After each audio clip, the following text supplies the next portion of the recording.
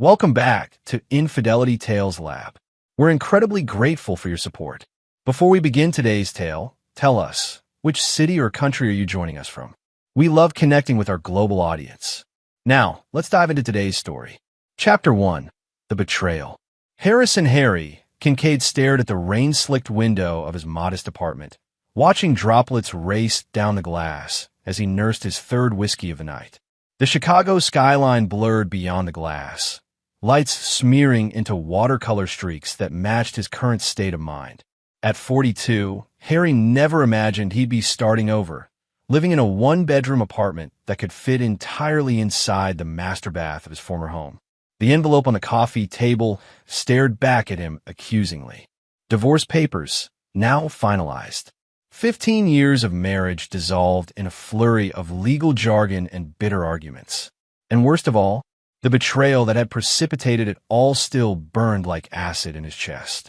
Veronica Kincaid, now back to Veronica Blackwell, had been his college sweetheart, the woman he'd built his life around. They'd met at Northwestern, where he'd been a scholarship kid studying finance, and she'd been a legacy admission pursuing marketing. From different worlds, but somehow they'd clicked. Harry had worked his way up from nothing, the son of a factory worker and a waitress from the South Side, who'd fought for every opportunity. Veronica had come from old Chicago money, but it seemed refreshingly unpretentious when they'd met. For 15 years, he believed they were building something together. He'd thrown himself into his career as an investment banker, working 100-hour weeks to give them the life he thought they both wanted. Their Lake Shore Drive condo, the weekend house in Michigan, the European vacations, all financed primarily on his increasingly substantial income. Veronica had worked, too, as a marketing executive at Preston Media, but her career had stalled after a few years. Harry never minded being the primary breadwinner. He'd been raised to believe that was a man's responsibility, despite Veronica's occasional comments about feeling kept. But the work had taken its toll. All those late nights, the missed anniversaries, the postponed vacations. Harry had told himself it was temporary, that once he made partner, they could finally start the family Veronica had been putting off. But by the time he'd reached that milestone 3 years ago, something fundamental had shifted between them. The memory of that day 8 months ago still made his stomach churn. He'd come home early from a business trip, intending to surprise Veronica for their anniversary. Instead, he'd been the one surprised by the sounds emanating from their bedroom, and by the identity of the man he'd found in his bed, Dexter Calloway, his supposed best friend since business school and his closest colleague at Meridian Financial. The confrontation that followed still played in his nightmares. Veronica hadn't even seemed particularly ashamed. "You never hear, Harry. What did you expect?" Her cold eyes had assessed him like he was a disappointing investment. "Dex actually makes time for me. He listens. When was the last time you really saw me?" Dexter had been marginally more apologetic, but his eyes told a different story. There was a gleam of triumph there, a look Harry had seen before when Dex closed big deals. Harry had always known Dexter envied him, his success, his faster promotions, and apparently his wife. But he'd never imagined his friend would cross this line. What followed was a blur of rage, pain, and increasingly vicious legal battles. Veronica had hired Annette Sawyer, the most cutthroat divorce attorney in Chicago. Harry had been blindsided by the financial demands. Veronica wanted half of everything, including his upcoming bonus and stock options. She claimed she'd sacrificed her own career advancement to support his. But the real blow came when Harry discovered the debt. Over the past 5 years, Veronica had opened multiple credit cards in his name, running up astronomical balances on luxury purchases and secret getaways. Many, he later discovered, with Dexter. She'd also taken out a second mortgage on their vacation home without his knowledge, forging his signature on the documents. By the time the forensic accountants finished their work, Harry was left with a staggering $180,000 debt and a credit score in ruins. The legal fight that ensued drained what remained of his savings.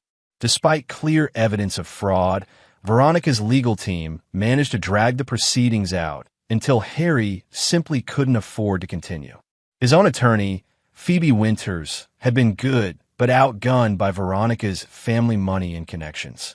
In the end, Harry accepted a settlement that left him financially devastated, but at least free of Veronica. The professional fallout was equally catastrophic.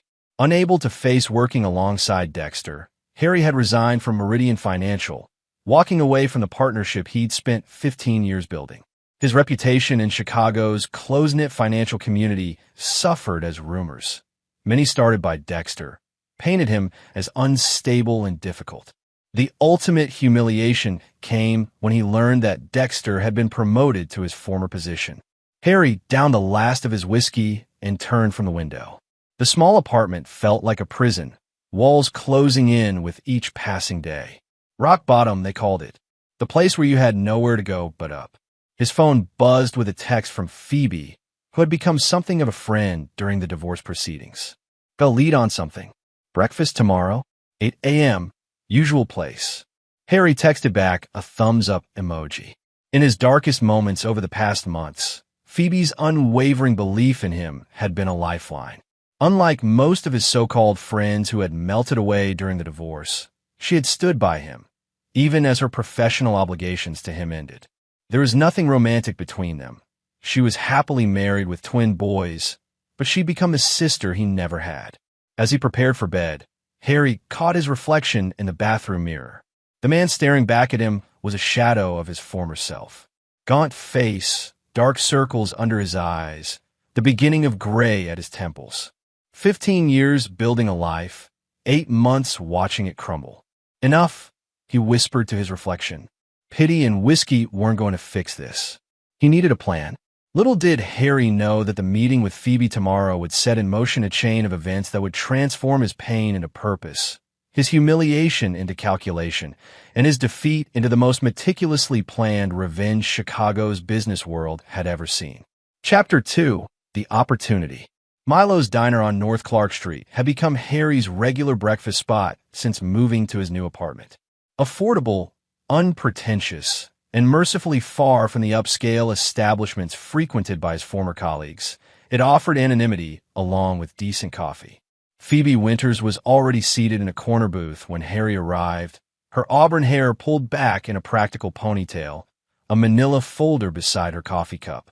At 38, she had a reputation as one of the most thorough attorneys in family law, though her compassion sometimes put her at odds with the more predatory members of her profession. "You look marginally less terrible than last week," she greeted him with characteristic bluntness as he slid into the booth. "Your compliments never fail to warm my heart," Harry replied, signaling to the waitress for coffee. "Save the charm for what I'm about to tell you." Phoebe pushed the folder toward him. "Remember how you mentioned wanting to get out of Chicago? Maybe start fresh somewhere?" Harry nodded, opening the folder to find printouts about Nexus Technologies, a mid-sized tech company based in Denver. "One of my clients is on their board," Phoebe continued. "They're looking for a new CFO.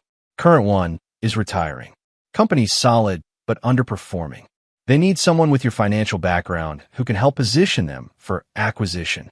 Harry flipped through the materials, a spark of interest cutting through his usual fog of despair. "Why would they look at me? I've been out of the game for months, and my departure from Meridian wasn't exactly smooth. Because my client, Josephine Alvarez, knows the real story, not the bullshit Dexter's been spreading." Phoebe leaned forward. "She also knows talent when she sees it, and she remembers the work you did restructuring that tech portfolio for Meridian 3 years ago." For the first time in months, Harry felt a flicker of his old confidence. That tech portfolio had been his idea, one that Dexter had initially opposed but later claimed credit for when it succeeded. "There's something else," Phoebe said, her voice dropping slightly. "Something that might interest you particularly. Guess who Nexus's biggest client is?" Harry raised an eyebrow questioningly. "Preston Media," Phoebe said with a small, knowing smile. "Your ex-wife's employer." Harry's hands stilled on the folder. Preston Media, where Veronica had worked for the past decade. An image of her corporate headshot flashed in his mind. Perfect smile, calculating eyes. She had clawed her way to creative director 2 years ago, a position she'd celebrate by spending a small fortune redecorating her office, mostly on his credit cards, he now knew. "The connection isn't well known," Phoebe continued. "Preston uses Nexus for their back-end systems. Boring, but essential infrastructure stuff. The contract is up for renewal in 6 months.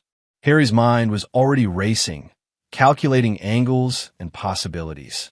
Is Josephine expecting me to help them keep the Preston account? Phoebe shrugged. She's expecting you to help make Nexus profitable enough to attract acquisition offers. How you handle individual clients is up to you.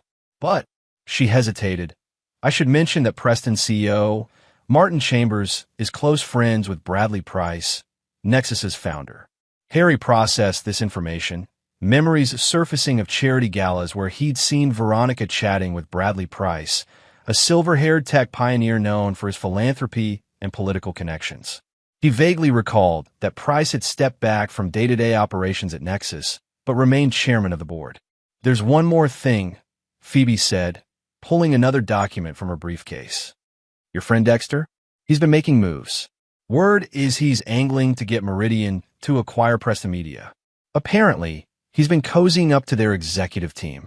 Harry felt a cold certainty settle in his chest. If Dexter succeeded, he would be positioning himself even closer to Veronica professionally.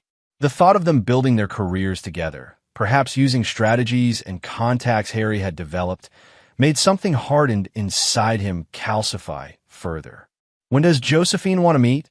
He asked, his decision already made. Tomorrow. She's in Chicago for a conference. Phoebe studied him carefully. Harry, I'm telling you this as a friend, not your lawyer. This could be a genuine fresh start. Don't let bitterness cloud your judgment. Harry met her gaze steadily. I appreciate the concern, but I'm fine. I just need to get back in the game. But as they finished breakfast and discussed the logistics of the meeting, Harry's mind was already plotting a course far more complex than a simple career move. For 8 months, he had been reacting to the betrayal, to the divorce, to the financial devastation. Now, for the first time, he saw a path forward, a way to reclaim control.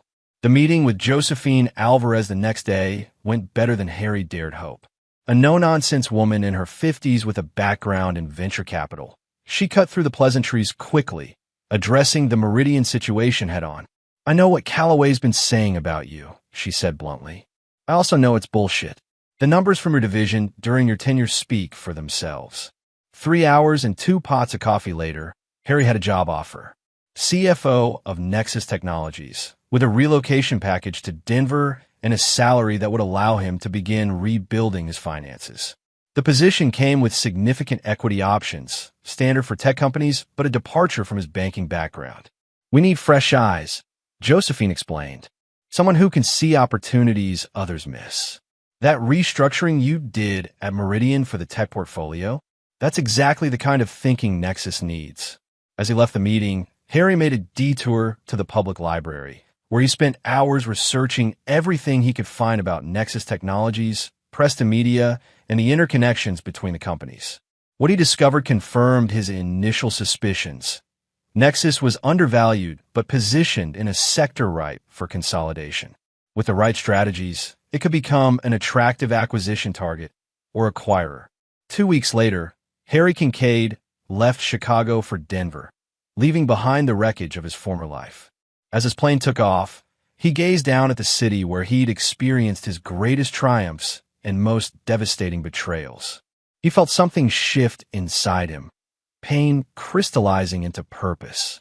In his briefcase was a notebook filled with initial observations and strategies for Nexus, legitimate ideas that would impress his new employers. But in a password-protected file on his laptop was another plan entirely. A meticulous step-by-step blueprint for how Harrison Kincaid would rise from the ashes, take control of not just his life, but the fate of those who had betrayed him, and exact a revenge so complete that Chicago's business world would never forget it. The plane banked west, and Harry turned his gaze toward the Rocky Mountains appearing on the horizon. A new chapter was beginning. Chapter 3, The Rise. The Denver morning sun painted the Nexus Technologies headquarters in golden light as Harry stepped through the glass doors for his first day. The modern building, with its open floor plan and mountain views, couldn't have been more different from the traditional banking environment he'd left behind in Chicago. For a moment, doubt flickered. Was he too old school for a tech company culture? but he squared his shoulders and headed for the reception desk. "Harrison Kincaid for Josephine Alvarez," he said to the receptionist. What followed was a whirlwind day of introductions, orientation meetings, and the first glimpses of the challenges facing him. Nexus, he quickly confirmed, was indeed a company with solid foundations, but suffering from drift and missed opportunities. The previous CFO, now semi-retired, but staying on as a consultant for the transition, was a traditionalist who had failed to capitalize on new market trends. As Harry settled into his spacious new office, with its views of the Rockies, he felt that peculiar clarity that had always come to him when facing complex financial puzzles. Beneath the surface problems lay opportunities that others had missed. Over the next 3 months, Harry immersed himself in Nexus's operations. By day, he pored over financial reports, met with department heads, and began implementing careful efficiency measures. By night, in his new downtown apartment, he worked on his private project, mapping connections, identifying pressure points, and refining his ultimate objective. His dedication did not go unnoticed. Josephine became an ally and mentor, impressed by his work ethic and fresh perspectives. Bradley Price, the founder who still chaired the board, began seeking Harry's counsel on strategic matters beyond finance. "You've got a way of seeing around corners," Price told him one evening after a particularly productive board meeting. "That's rare." Harry had smiled modestly, but felt a surge of satisfaction. Price's trust was essential to his plans. The turning point came 4 months into his tenure, during the quarterly review of client accounts. The Preston Media contract, up for renewal in 2 months, was flagged as at risk. Preston's new procurement team was shopping around, suggesting they might move their business elsewhere. "This could be a significant hit to our bottom line," the account manager explained nervously. "Preston represents 12% of our recurring revenue."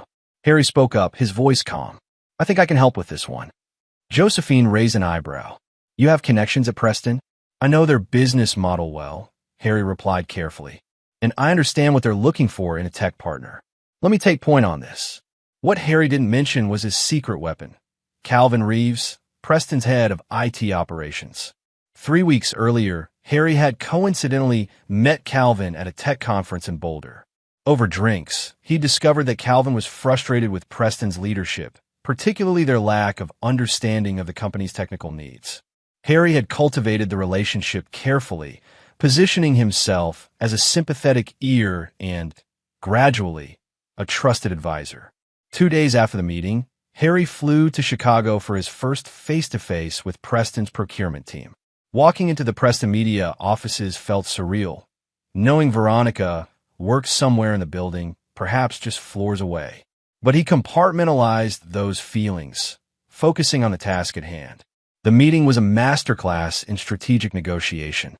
Harry presented a proposal that addressed Preston's concerns while actually increasing Nexus's profit margins through more efficient service delivery. He had done his homework, identifying pain points in Preston's operations that even their own team hadn't fully articulated. Calvin, present at the meeting, backed Harry's assessment with enthusiasm, creating a powerful alliance that the procurement team couldn't easily dismiss. By the time Harry returned to Denver, he had not only secured the Preston contract renewal, but had expanded its scope by 30%. The win cemented his reputation at Nexus as a miracle worker. "Whatever they're paying you, it's not enough," Bradley Price joked during the celebration dinner, raising a glass in Harry's honor. As summer turned to fall in Denver, Harry's influence at Nexus grew exponentially. His financial restructuring plan was showing results, with the company's valuation climbing steadily. He built a loyal team, identifying and promoting talented employees who had been overlooked by previous management. Among them was Zoe Chun, a brilliant systems analyst who became his right hand, impressed by his willingness to listen to ideas from all levels of the organization. "Previous management would never have given someone like me a seat at the table," she told him gratefully after he promoted her to Director of Strategic Analysis. "Their loss," Harry replied simply. "Talent is talent, regardless of age or background." It was a philosophy that earned him fierce loyalty throughout the company. In October, 7 months after joining Nexus, Harry made his boldest move yet. During a strategy retreat in Aspen, he proposed that Nexus should consider acquisitions of its own rather than positioning itself to be acquired. "We've been thinking too small," he told the leadership team, standing before a presentation that laid out his vision. "With our improved financials and the current market conditions, we're in a position to be predators rather than prey." He outlined a strategy to acquire smaller companies with complementary technologies, building Nexus into a more comprehensive service provider that could compete with larger players. The presentation was met with stunned silence, followed by excited discussion. Bradley Price pulled Harry aside afterward. "This is a fundamental shift in direction," he said, studying Harry intently. "You realize this would mean raising significant capital?" Harry nodded.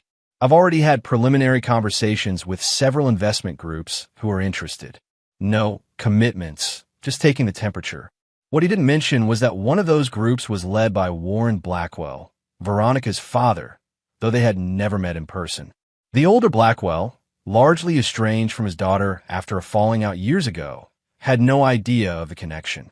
Harry had approached him through intermediaries, careful to keep his identity hidden behind layers of professional contacts. "I trust your judgment," Price said finally. "Present the full plan to the board next month."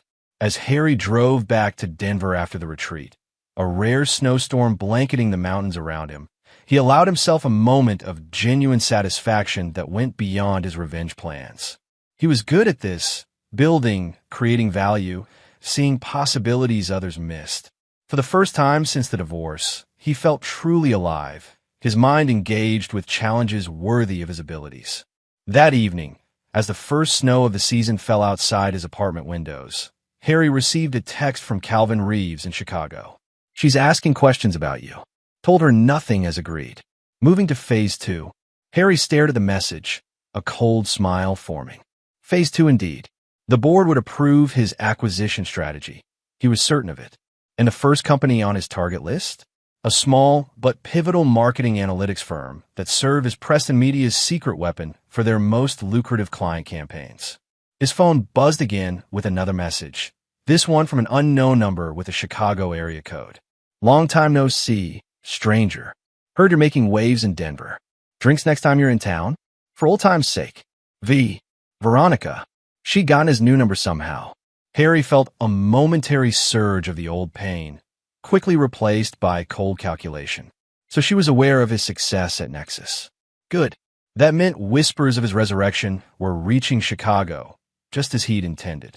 He didn't reply to the message, simply save the number. It would be useful later.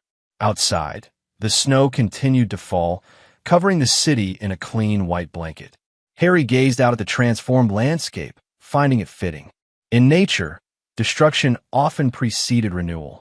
Forest fires cleared deadwood to make way for new growth. The Colorado winter killed off the weak to ensure the strong survived until spring. He was no longer the man who had left Chicago broken and humiliated. That version of Harrison Kincaid had died in the ruins of his former life.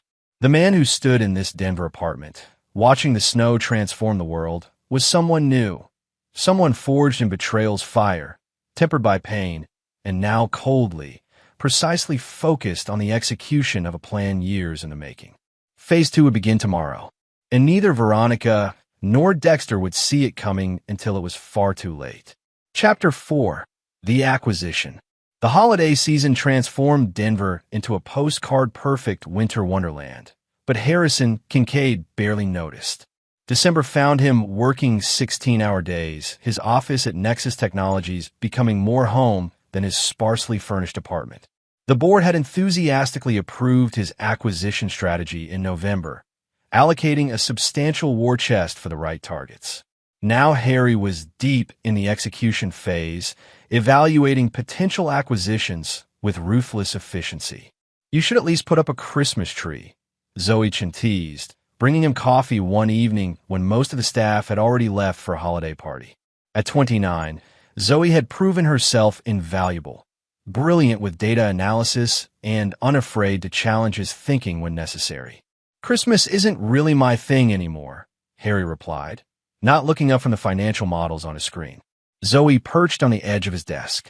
This acquisition obsession is getting a little scary, boss. The DataSync deal is progressing well. You can take a breath. DataSync Analytics was the marketing analytics firm Harry had identified as his first target, the one that provided crucial services to Preston Media. The initial approach had gone better than expected, with DataSync's founders receptive to Nexus's offer. "We're not there yet," Harry said, finally looking up at Zoe. "I want this deal closed before the new year." What he didn't tell Zoe was why the timing was so critical. Through his careful cultivation of relationships in Chicago, Harry had learned that Dexter Calloway was planning to propose a merger between Meridian Financial and Preston Media in January. The move would consolidate Dexter's influence and likely lead to a substantial promotion, possibly even a path to becoming CEO of the merged entity within a few years. Harry couldn't allow that to happen. The DataSync acquisition was just the first move in a complex chess game. Once under Nexus's umbrella, Harry planned to review all client contracts, including Preston's. With access to Preston's proprietary campaign data through DataSync, he would gain leverage that could derail Dexter's merger plans. "You should come to the party," Zoe said, interrupting his thoughts. "The team misses their fearless leader." Harry smiled wryly. 1 hour. Then I'm back to the grindstone. The holiday party at Josephine's elegant home in Cherry Creek provided a welcome distraction. Harry found himself actually enjoying the company of his colleagues outside the office. Even Bradley Price made an appearance, pulling Harry aside for a personal chat. "You've transformed this company in less than a year," Price said, his hand warm on Harry's shoulder. "I didn't think it was possible." "Just getting started," Harry replied modestly. Price studied him thoughtfully. "You know, when Josephine first suggested you for the position, I was skeptical. Your background was impressive, but that mess in Chicago raised red flags." He raised a hand to forestall Harry's response. "I'm glad I listened to her. Whatever demons drove you out of Chicago, they've served you. And us, well, if only you knew," Harry thought, maintaining his composed expression. "I'm curious," Price continued, lowering his voice. "This push toward marketing tech acquisitions. Is there a personal angle there? I remember your ex-wife was in marketing." Harry tensed imperceptibly. Price was sharper than he'd given him credit for. "Just following the data," he said smoothly. "Marketing tech has the highest growth potential in our sector." Price nodded, seemingly satisfied, but Harry made a mental note to be more careful around him. The older man hadn't built a tech empire by being easily fooled. As January approached, the DataSync deal entered its final stages. Harry flew to Chicago for the closing negotiations, a trip that served multiple purposes. While the legal teams finalized the acquisition paperwork, Harry scheduled a discreet meeting with Warren Blackwell, Veronica's estranged father and the investor he'd been courting for Nexus's expansion capital. The elder Blackwell, now 72, welcomed Harry to his Lake Forest mansion on a bitter cold Chicago afternoon. With silver hair and the same striking blue eyes as his daughter, Warren had a reputation as a brilliant but ruthless investor. The falling out with Veronica, Harry knew, had occurred when she married him rather than the scion of another wealthy family Warren had favored. "Your proposal intrigues me, Mr. Kincaid," Warren said as they sat in his wood-paneled study. "Nexus has shown remarkable growth under your guidance." "We're just getting started," Harry replied, echoing his words to Bradley Price. "The DataSync acquisition is the first step in creating a comprehensive technology ecosystem that will revolutionize how marketing firms operate." Warren studied the proposal documents, his expression revealing nothing. "And Preston Media is one of DataSync's major clients, I see." "Among others," Harry acknowledged. "We anticipate significant cross-selling opportunities." What Harry didn't explicitly state was that Preston Media would soon find itself dependent on Nexus Technologies for its most profitable client relationships, a dependency he planned to exploit. "I understand Martin Chambers is considering a merger with Meridian Financial," Warren commented, seemingly casual. Harry kept his expression neutral, though internally he was impressed by Warren's intelligence network. "I've heard rumors," he replied. "Do you have thoughts on that potential move?" Warren's mouth twisted in distaste. "Chambers is a fool if he goes through with it. Meridian will strip Preston for parts and discard the remains. Harry leaned forward slightly. Would it concern you if that happened? Why should it? Warren asked coolly. I have no stake in Preston. But your daughter works there, Harry pointed out, watching carefully for the reaction. Warren's eyes narrowed. You've done your homework, Mr. Kincaid. Yes, Veronica is their creative director. We're not close, as you seem to know, but I wouldn't wish unemployment on her. He paused, studying Harry with new interest. Do you know my daughter? It was the moment of truth, the calculated risk Harry had built into his plan. He could lie, maintain his cover, and proceed as planned. Or he could take a gamble on Warren Blackwell's notorious distaste for weakness and dishonesty. I was married to her for 15 years, Harry said evenly, meeting the older man's gaze without flinching. Warren Blackwell's expression didn't change, but something shifted in his eyes, surprise, followed by something like respect. Well, he said after a long moment, that puts an interesting spin on matters. Over the next hour, a remarkable alliance formed. Warren, it emerged, had never forgiven Veronica for rejecting his guidance in her choice of husband. The irony that he now approved of Harry, after the marriage had ended, wasn't lost on either of them. But more significantly, Warren harbored a deep resentment toward Dexter Calloway, who had been the suitor he'd originally favored for his daughter. He approached me first, Warren revealed, about investing in this Meridian-Preston merger. Pitched it as a way to reunite the family through business. His disgust was evident, as if I'd hand him capital after he showed his true character. His true character? Harry prompted. Warren waved a dismissive hand. The man's a parasite, always has been, attaches himself to talent and rides their success. Did it with you at Meridian, for what I gather. Now he's doing it with Chambers at Preston. He fixed Harry with a penetrating stare. What exactly are you planning, Mr. Kincaid? Beyond business acquisitions, I mean. Harry considered his response carefully. Warren Blackwell could be a powerful ally or a dangerous enemy. The risk was calculated, but significant. I'm planning to build Nexus into the dominant tech provider in the marketing sector, he said, each word precise. In the process, I expect certain individuals who have underestimated me will learn the cost of their miscalculation. A slow smile spread across Warren's face. Now that, he said, is an investment thesis I can get behind. He extended his hand. You'll have your capital, Mr. Kincaid, with one condition, which is, when the time comes for the lesson to be delivered, Warren said, his smile turning cold, I want a front row seat. The DataSync acquisition closed 2 days later, announced to the business world with appropriate fanfare. The press release emphasized the synergies between Nexus and DataSync, the expanded capabilities the combined company would offer, and the growth opportunities ahead. What it didn't mention was that Harrison Kincaid now had access to the digital lifeblood of Preston Media's most important client campaigns, or that Warren Blackwell's investment fund had quietly taken a 15% stake in Nexus with options for more. Nor did it mention that Harry had finally responded to Veronica's text, agreeing to meet for drinks during his Chicago trip, a meeting he deliberately scheduled and then stood up, leaving her waiting alone at the upscale bar where they'd had their first date 16 years earlier. It was petty, perhaps, but it served a purpose, letting her know he remembered everything and that the power dynamic between them had shifted. The 3 increasingly angry texts she sent as she waited confirmed she'd gotten the message. Back in Denver, Harry entered a new phase of his plan. With DataSync under the Nexus umbrella, he initiated a comprehensive review of all client contracts, ostensibly to identify optimization opportunities.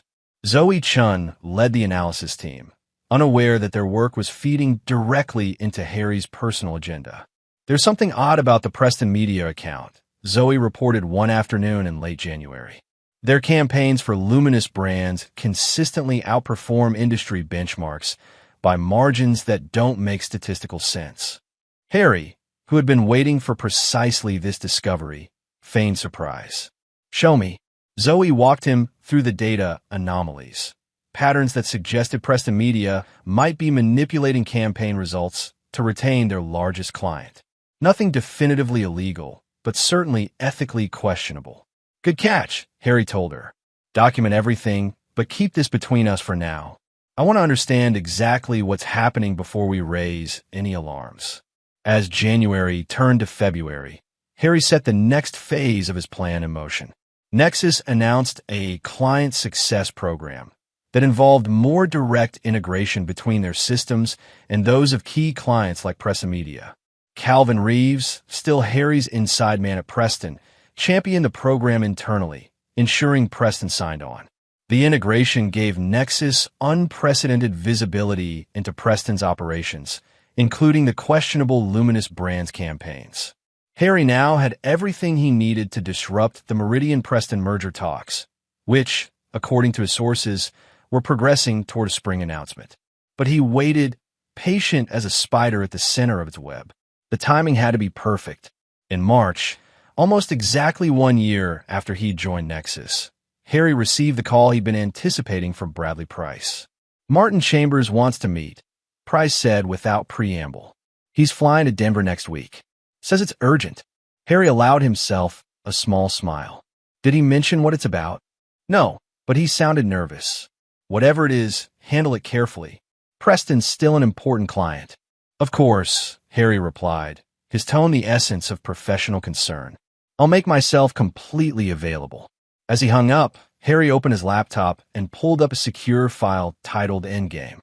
Inside was a detailed step-by-step plan for the final phase of his revenge, a series of calculated moves that would bring both Veronica and Dexter to their knees professionally while simultaneously elevating Nexus and Harry himself to new heights.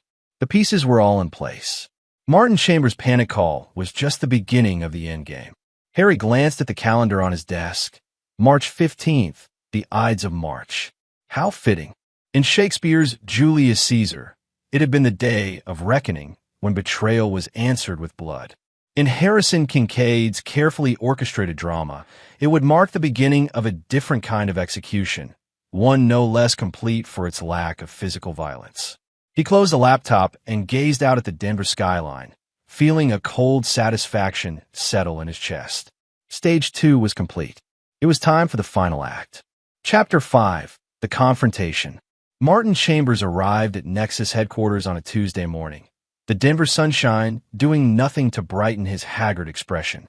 At 58, the CEO of Press Media had always projected confident authority in their previous interactions. Today, he looked like a man who hadn't slept in days. Harry arranged to meet him in Nexus's executive conference room rather than his office, a subtle power move that placed Chambers on unfamiliar territory. As a further calculated touch, he kept the Preston CEO waiting for 15 minutes. Not long enough to be overtly insulting, but sufficient to establish the new dynamic between them. "Martin," Harry greeted him with professional cordiality as he finally entered the room. "What brings you to Denver? I hope there's no issue with our services." Chambers cut straight to the point. "What exactly do you think you're doing, Kincaid?" Harry raised an eyebrow, the picture of innocence. "I'm afraid you'll have to be more specific." "This integration program," Chambers snapped. "Your people are crawling through our systems, accessing data well beyond what the agreement stipulated." Harry kept his expression neutral. "The integration is proceeding according to the specifications your team approved. If there are concerns, I'm happy to review the parameters." "Don't play games." Chambers leaned forward, his voice dropping. "You know exactly what I'm talking about. The Luminous Brands campaign data." And there it was, the confirmation Harry had been waiting for. Chambers knew they'd discovered the manipulated campaign metrics. "Ah," Harry said, allowing understanding to dawn on his face. "You're referring to the statistical anomalies our analytics team flagged." "Yes, those did raise some questions." Chambers paled slightly. "Those are proprietary methodologies. Your people had no business." "Our people were doing exactly what they're paid to do," Harry interrupted, his tone hardening. "Identifying irregularities in data patterns that might affect our system's performance. The real question, Martin, is why Preston Media's results for Luminous Brands consistently show engagement rates 30% above verified third-party metrics." A tense silence filled the room. Chambers seemed to be calculating his options, his eyes darting to the door as if contemplating escape. "It's not what you think," he said finally. No. Harry's voice was dangerously soft. Because what I think, based on the data, is that Preston has been systematically overstating campaign results to justify premium billing to your most lucrative client. I think you've been doing it for at least 3 years. And I think if Luminous Brands found out, they not only fire Preston, but possibly pursue legal action for fraud. Chambers' face had gone from pale to ashen. You can't prove anything. Harry smiled thinly. I don't need to prove it, Martin. The data speaks for itself. But rest assured, we have no intention of taking this information to Luminous Brands. He paused deliberately. At least not at this time. Understanding dawned in Chambers' eyes. What do you want? First, Harry said, leaning back in his chair, I want you to terminate all merger discussions with Meridian Financial. Chambers stared at him in shock. How did you? It doesn't matter how I know. Harry cut him off. What matters is that the merger stops. Today. Impossible. Chambers shook his head. We're weeks away from announcing. Contracts are being drafted. Dexter Calloway will be disappointed, I'm sure. Harry finished for him. That's unfortunate, but not my concern. Chambers studied him with new wariness. This is personal for you, isn't it? Calloway mentioned there was bad blood, but I had no idea you'd go this far. Harry didn't take the bait. This is business, Martin. Speaking of which, I have a counterproposal for you.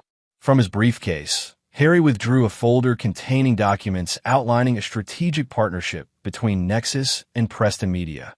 One that would give Nexus significant control over Preston's technology infrastructure and, by extension, its business operations. Instead of merging with Meridian, you partner with Nexus, Harry explained as Chambers skimmed the documents with increasing disbelief. We provide enhanced technical capabilities that actually will improve your campaign performance. You maintain operational independence, but integrate your technology stack fully with ours. This is tantamount to a hostile takeover, Chambers protested. Harry shrugged. It's an opportunity, Martin. One with considerable upside for Preston Media. The alternative is watching your largest client walk away when they discover the truth about their campaign metrics. The board will never approve this. Perhaps you should let them decide, Harry suggested mildly. With all the relevant information at hand, of course. The implication hung in the air between them. If Chambers refused, Harry would ensure the Preston board learned about the fraudulent reporting to Luminous Brands, a revelation that would likely cost Chambers his position along with any hope of the Meridian merger. After a long, tense moment, Chambers seemed to deflate. I'll need time to present this properly. Of course, Harry agreed magnanimously. You have 48 hours. Oh, and Martin, this conversation stays between us. If Dexter Calloway gets wind of our discussion, I'll assume you've chosen the alternative path. As Chambers left, visibly shaken, Harry allowed himself a moment of satisfaction before picking up his phone. Warren, he said when the call connected. Phase 1 is complete. Chambers just left. He'll shut down the Meridian talks. Warren Blackwell's dry chuckle came through the line. Well done. How'd he take it? About as expected. Angry, then scared, then resigned. And my daughter? Will she be affected by this shift? Harry hesitated. Despite everything, Warren still occasionally showed flickers of paternal concern. Not immediately. The partnership will actually strengthen Preston's position with her clients. But her relationship with Dexter may experience turbulence. Good, Warren said curtly. She made her choice. Time she lived with the consequences. He paused. Phase 2 begins now. Yes, Harry confirmed. I'll need those introductions we discussed. Consider it done. The Meridian board members in my circle will receive your calls. The next 48 hours unfolded exactly as Harry had anticipated. Martin Chambers, after consulting with Preston's legal counsel, had little choice but to accept Nexus's partnership proposal and terminate the Meridian merger discussions. The announcement sent shockwaves through Chicago's business community.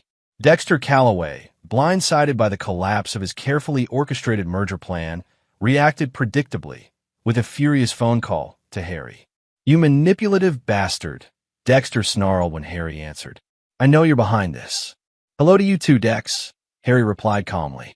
I assume you're calling about the Preston announcement? Don't play innocent. Chambers wouldn't say what happened, but this has your fingerprints all over it. Harry allowed himself to savor the moment. Perhaps Preston simply recognized a better opportunity. Our technology stack is certainly more relevant to their needs than Meridian's financial services. This isn't over, Dexter threatened. You think you can sabotage my deals from your cushy Denver office? I made you, Harrison. Don't forget that. The old Harry might have risen to this bait, might have let anger cloud his judgment. But the man who now sat in the chief financial officer's chair at Nexus Technologies had learned patience. You know, Dex, he said conversationally, I should thank you. What? If you hadn't slept with my wife and helped her destroy me financially, I might never have left Chicago. Never found my true calling here at Nexus. Harry's voice remained pleasant, as if discussing the weather. So in a way, you did me a favor. Dexter's momentary silence spoke volumes. What are you planning, Harry? Planning? I'm just doing my job, Harry replied innocently. Building Nexus into the industry leader it deserves to be. If that occasionally disrupts your plans, well, that's just business, isn't it? After ending the call, Harry immediately phoned Warren Blackwell again. Dexter took the bait. He'll be watching our partnership with Preston, trying to find a way to undermine it. And walking right into your trap, Warren observed with satisfaction. I've arranged the introductions to Meridian's board. First meeting is set for next week in New York. Phase 2 of Harry's plan was perhaps the boldest, using Warren's connections and his own reputation to approach key members of Meridian Financial's board of directors. The objective was not a direct attack on Dexter, but something far more devastating. A stealth campaign to position Nexus for a reverse acquisition of Meridian itself. It was audacious, perhaps even reckless, but Harry had spent months laying the groundwork. Nexus's market value had tripled under his guidance. With Warren Blackwell's investment fund backing them and a strategic partnership with Preston Media adding further credibility, the financial structure was viable. The following week found Harry in New York, meeting discreetly with Meridian board members who had grown increasingly concerned about the company's direction under Dexter's influence. Harry presented them with a vision of Meridian's future that addressed their concerns while promising significant returns, all while casually dropping information that undermined Dexter's position. It's interesting that Callaway pushed so hard for the Preston merger, Harry remarked during one such meeting, especially given what our due diligence revealed about their reporting irregularities with key clients. The board member, a shrewd woman named Lydia Morrison, raised an eyebrow. Reporting irregularities? Harry feigned a moment of regret for having spoken too freely. I shouldn't go into details. Suffice to say, our partnership agreement with Preston includes substantial oversight of their client reporting processes. It was a non-negotiable point for us. The implication was clear. Dexter had either missed critical problems during his merger due diligence or, worse, had known about them and proceeded anyway. Either scenario reflected poorly on his judgment. Similar conversations with other board members over the following weeks gradually eroded Dexter's standing. Meanwhile, Harry continued to build Nexus's value through additional strategic acquisitions and partnerships, each one bringing them closer to the financial position needed for the ultimate move. The confrontation Harry had been both dreading and anticipating finally came in late April, when Veronica Blackwell Kincaid appeared unannounced at his Denver office.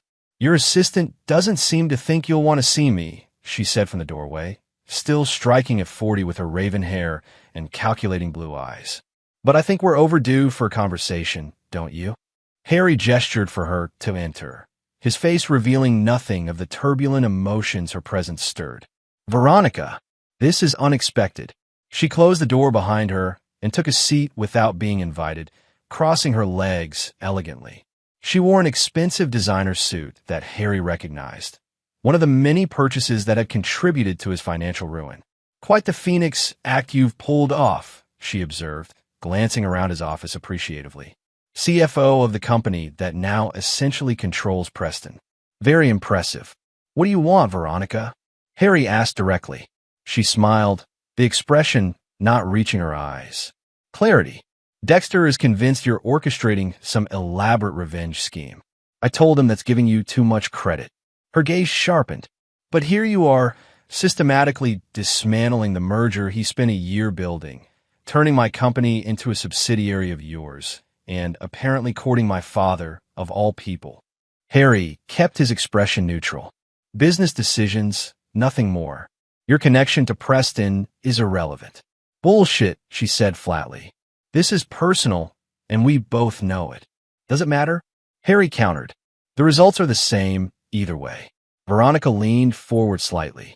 It matters to me. I want to know if I should be worried about my position at Preston. And there it was, the real reason for her visit. Not confrontation or reconciliation, but self-preservation. Typical Veronica, always looking out for number one. Your position at Preston is secure, Harry told her. Creative talent is valuable, regardless of personal history.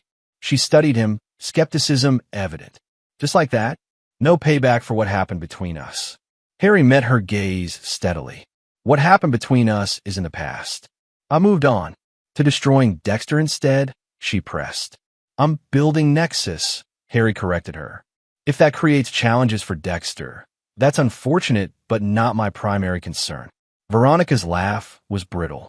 You never could lie convincingly, Harry. Not to me. She stood, smoothing her skirt. Whatever you're planning, just remember that Dexter isn't as easy to outmaneuver as you might think. He's got powerful allies. So do I, Harry replied simply. A flash of something, uncertainty, perhaps even fear, crossed her face before she mastered it. I see that. My father, for instance. That was a surprise. Life is full of them. She moved toward the door, then hesitated. For what it's worth, I didn't plan for things to end the way they did between us. The debt, that got out of hand. Harry felt a surge of anger, but kept it from his voice. $80,000 on credit cards in my name didn't get out of hand. Veronica, neither did the second mortgage you forged my signature on. Those were deliberate choices. She had the grace to look momentarily uncomfortable. I was unhappy. You were never there. Dexter was. And now I'm here, Harry said softly. And you're there.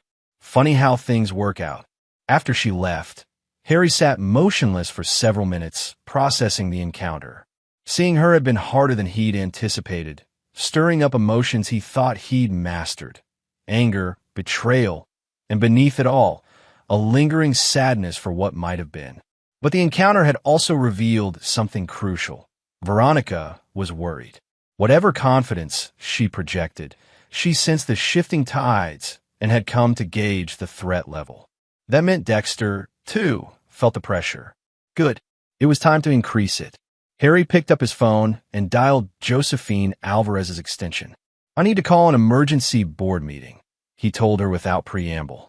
Tomorrow morning, if possible. What's happened? She asked, alarmed. Nothing yet, Harry replied. But it's time to discuss the Meridian opportunity. The following morning, in Nexus's boardroom, Harry laid out his most audacious proposal yet. A reverse takeover of Meridian Financial, structured as a merger, but with Nexus management taking control of the combined entity. Their market position is vulnerable, he explained to the stunned board members. Their last 2 quarters have underperformed. Their Chicago-based leadership is distracted by internal politics. With Warren Blackwell's fund backing us and our current market momentum, we can make a compelling offer to their shareholders. Bradley Price, who had remained silent during Harry's presentation, finally spoke. This is a radical departure from our technology focus, Harrison. Meridian is a financial services company. A financial services company with a substantial technology infrastructure that complements ours, Harry countered. And their client portfolio opens doors we've been trying to enter for years. The debate raged for hours, with Harry addressing each concern, presenting financial models that showed the potential upside. By lunchtime, he had persuaded a majority of the board to support at least exploring the possibility. Preliminary approaches only, Price cautioned. No commitments until we've done exhaustive due diligence. Harry agreed readily, knowing that even rumors of Nexus approaching Meridian would send shockwaves through Chicago's business community and create exactly the kind of pressure he wanted Dexter to feel. Sure enough, by the following week, when carefully planted industry rumors began circulating about Nexus's interest in Meridian, Dexter's reaction was swift and predictable.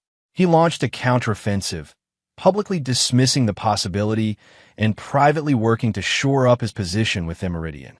But Harry had anticipated this. Through Warren's connections on Meridian's board, he knew exactly which directors were dissatisfied with Dexter's leadership. He cultivated these relationships carefully, providing information that further undermined confidence in Dexter's strategic vision. The confrontation was no longer happening on a personal level, but playing out across the financial pages of Chicago and New York newspapers, in boardrooms and investor calls.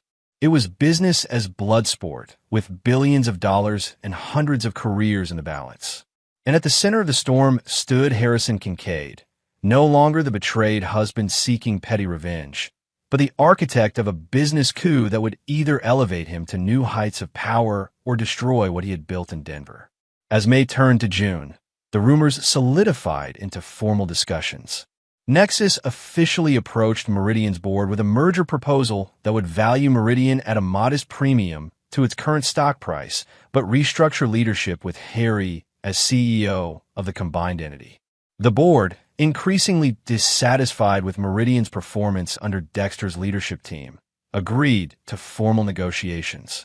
When the news broke publicly, Meridian stock jumped 8%, while Nexus's climbed 12%, a clear market endorsement of the potential combination. Dexter, fighting for his professional life, called an emergency press conference in Chicago to denounce the proposal as hostile and destructive to Meridian's core values. But financial analysts noted that his arguments lacked specific objections to the financial terms, because the terms were objectively favorable to Meridian shareholders. Behind the scenes, Dexter worked frantically to find an alternative buyer for Meridian, a white knight to save him from Harry's advance. But the business community had sensed blood in the water, and few were willing to challenge Nexus's momentum or Warren Blackwell's financial backing. In Denver, Harry maintained a punishing work schedule, dividing his time between running Nexus's day-to-day operations and orchestrating the Meridian takeover strategy. Zoe Chun, now fully aware of the high-stakes game they were playing, proved invaluable in managing the operational details Harry couldn't personally oversee. You know, she remarked one late night as they reviewed acquisition models. When you first started pushing us toward these aggressive moves, I thought you were just ambitious. Now I'm starting to think it's personal. Harry looked up from his computer, meeting her direct gaze. Does it matter? It might, Zoe replied thoughtfully. Ambition has limits. Personal vendettas sometimes don't. It was an echo of Veronica's accusation, and it gave Harry pause. Was he pushing too hard, taking too many risks in pursuit of his vendetta? Had the line between strategic business moves and personal revenge blurred beyond recognition? Before he could formulate a response, his phone rang, Bradley Price's private number. Harrison, Price said without preamble when Harry answered. Dexter Calloway is here in Denver. He's requesting a private meeting with you tomorrow morning. Harry felt a jolt of surprise. Dexter coming to him, on his territory? That was unexpected. Did he say what about? No, but he mentioned it was a personal matter that might impact the pending business discussions. Harry's mind raced through possibilities. A threat? A bribe? Some new attempt to undermine the merger? I'll meet with him, Harry decided. But I want you and legal counsel standing by. After ending the call, he looked back at Zoe, who had heard enough to understand the situation. Careful, she warned. He's desperate, which makes him dangerous. Harry nodded, recognizing the wisdom in her caution. I know Dexter. He always keeps an ace up his sleeve for emergencies.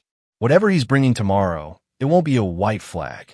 That night, in his apartment, Harry reviewed the complete history of his interactions with Dexter, searching for vulnerabilities he might have missed, counter-moves he hadn't anticipated.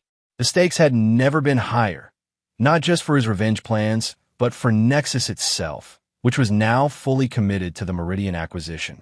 Whatever Dexter Calloway planned to throw at him tomorrow, Harrison Kincaid needed to be ready. Chapter 6, The Revelation. The Denver morning dawned clear and bright, the kind of perfect blue sky day that had drawn so many transplants to Colorado. Harry arrived at Nexus headquarters at 6:30, well before the scheduled 8 o'clock meeting with Dexter. He wanted time to center himself, to prepare for whatever was coming. At precisely 8, his assistant announced Dexter's arrival. Harry took a deep breath, straightened his tie, and gave the instruction to send him in. Dexter Calloway looked both familiar and strange as he entered Harry's office. The same tall frame and confident bearing, but with new lines of strain around his eyes and mouth. His tailored suit couldn't quite disguise that he'd lost weight, and the smile he offered Harry seemed forced. "Harrison," he greeted, extending his hand. "Thank you for seeing me." Harry shook the offered hand briefly, gesturing Dexter to a seat. "I was surprised by your request. What brings you to Denver, Dexter?" Dexter settled into the chair, his gaze taking in Harry's office. The tasteful art, the spectacular mountain view, the subtle displays of Nexus's recent successes. "Impressive operation you've built here," he commented. "A far cry from the broken man who left Chicago last year." Harry said nothing, waiting. After a moment, Dexter sighed. "I'll get to the point. This merger you're pursuing, it needs to stop. That's why you flew to Denver? To make demands." Harry raised an eyebrow. "The merger discussions are proceeding with the full support of both boards. Your opposition has been noted and dismissed." "It's not a demand," Dexter clarified. "It's a warning. There are aspects to this situation you're not aware of." Harry leaned back slightly in his chair. "Such as?" Dexter reached into his briefcase and withdrew a manila folder. "In your quest to bring down Meridian, to bring down me, you've overlooked some crucial details about the interplay between Meridian, Preston, and certain investment entities." He placed the folder on Harry's desk and opened it to reveal financial documents, transaction records, investment flows, corporate registrations. "What am I looking at?" Harry asked, though he had already spotted Warren Blackwell's name on several of the documents. "Warren Blackwell isn't just backing your play against Meridian," Dexter explained. "He's been secretly acquiring Meridian debt for the past 6 months through various shell companies. If this merger goes through as structured, he'll effectively control nearly 30% of the combined entity, more than any other single investor." Harry kept his expression carefully neutral. This wasn't entirely news to him. Warren had mentioned increasing his position in Meridian, though not to this extent. "And why would that concern me?" he asked. "Warren has been a supportive investor in Nexus." Dexter laughed without humor. "Come on, Harry. You're smarter than that. Warren Blackwell isn't backing you out of kindness or belief in your business acumen. He's using you to settle old scores with me, with his daughter, with Meridian's board that rejected his advice years ago." Harry remained silent, allowing Dexter to continue. "Once he has control, do you really think he'll keep you as CEO? You're a means to an end. The moment the merger is complete, you'll find yourself sidelined, just another executive who served his purpose." It was a possibility Harry had considered. Warren Blackwell was not known for sentimentality in business matters. But Harry had his own countermeasures in place, protections built into his contract and the merger terms, alliances with other board members. "That's speculation," Harry said dismissively, "and hardly a compelling reason to halt a transaction that benefits both companies' shareholders." Dexter leaned forward, his expression intense. "There's more. Warren isn't just acquiring debt. He's been secretly meeting with Preston Media's largest clients, including Luminous Brands. He's positioning himself to control both their marketing agency and their financial services provider after the merger." This was news and potentially concerning. If Warren was making independent moves with Preston's clients, it could complicate the delicate balance of relationships Harry had been cultivating. "Again," Harry said, keeping his voice even, "business strategy, not a reason to halt the merger." "It's not strategy, it's manipulation," Dexter insisted. "And it doesn't end there." He pulled another document from the folder. "This is a transcript of a conversation between Warren and Martin Chambers from 2 weeks ago. Notice the highlighted portion." Harry skimmed the document, his eyes catching on Warren's words. "Once the merger is complete and Harrison has served his purpose, we'll restructure both entities. Preston remains intact under your leadership, but Meridian and Nexus will be stripped for their valuable components and the remains sold off. Calloway and my daughter will be collateral damage, but that's been the plan all along." A chill ran through Harry. The transcript seemed authentic, but it could easily be fabricated.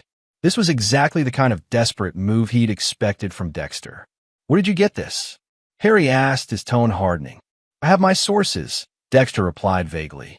"The point is, you think you're the chess master in this game, but you're actually a pawn. Warren is using your desire for revenge against me to advance his own agenda." Harry studied Dexter carefully. The man looked genuinely concerned, but Harry had seen him perform convincingly before, in boardrooms, with clients, and most memorably, as a supposed best friend for years while sleeping with his wife. "Let's say, for argument's sake, that this transcript is authentic," Harry said slowly. "Why come to me? Why not take this to the Meridian board or the financial press?" Dexter hesitated. "Because despite everything, we were friends once. And because I know this isn't really about business for you. It's about what happened with Veronica." At the mention of her name, Harry felt the old anger stir. "Don't. We need to talk about it," Dexter insisted. "What happened? It wasn't what you think." Harry's laugh was cold. "I found you in my bed with my wife. I think that's pretty unambiguous." "The affair was real," Dexter acknowledged. "I won't deny that or try to justify it. It was wrong, and I'm sorry for the pain it caused you. But the financial disaster that followed, that wasn't what either of us intended." "No." Harry's voice was dangerously quiet. "The $180,000 in debt, the forged documents, the vicious divorce that left me financially ruined while you got a promotion and my wife, that was all just an unfortunate accident." Dexter looked genuinely uncomfortable. "The debt was real, but it wasn't about hurting you. Veronica has problems. Shopping addiction, mainly. It started small, a few credit cards, some online purchases. By the time I realized how bad it had gotten, she was in deep. The forged mortgage was her idea, a desperate attempt to cover the debts before you found out." Harry stared at him in disbelief. "You expect me to believe you didn't know? That you weren't complicit?" "I knew about some of it," Dexter admitted. "Not the full extent. When you discovered everything after finding us together, it spiraled out of control. Veronica panicked, hired Annette Sawyer, and went for the scorched earth approach." Harry's mind was racing, reassessing events in light of this new information. Could it be true? Veronica had always been impulsive with money, even early in their marriage. And there had been times when purchases would appear, beautiful clothes or artwork she couldn't quite explain within their budget. "Even if what you're saying is true," Harry said finally, "it doesn't change what happened. You betrayed me, both of you. The financial devastation just added insult to injury." "I'm not asking for forgiveness," Dexter replied. "God knows I don't deserve it. I'm asking you to consider whether this path you're on, this alliance with Warren Blackwell, this all-consuming quest to destroy Meridian, is really about justice or just about pain." A heavy silence fell between them. Harry found himself in the disorienting position of considering Dexter's words. The transcript, if authentic, suggested Warren had his own agenda that might ultimately harm Nexus as much as Meridian.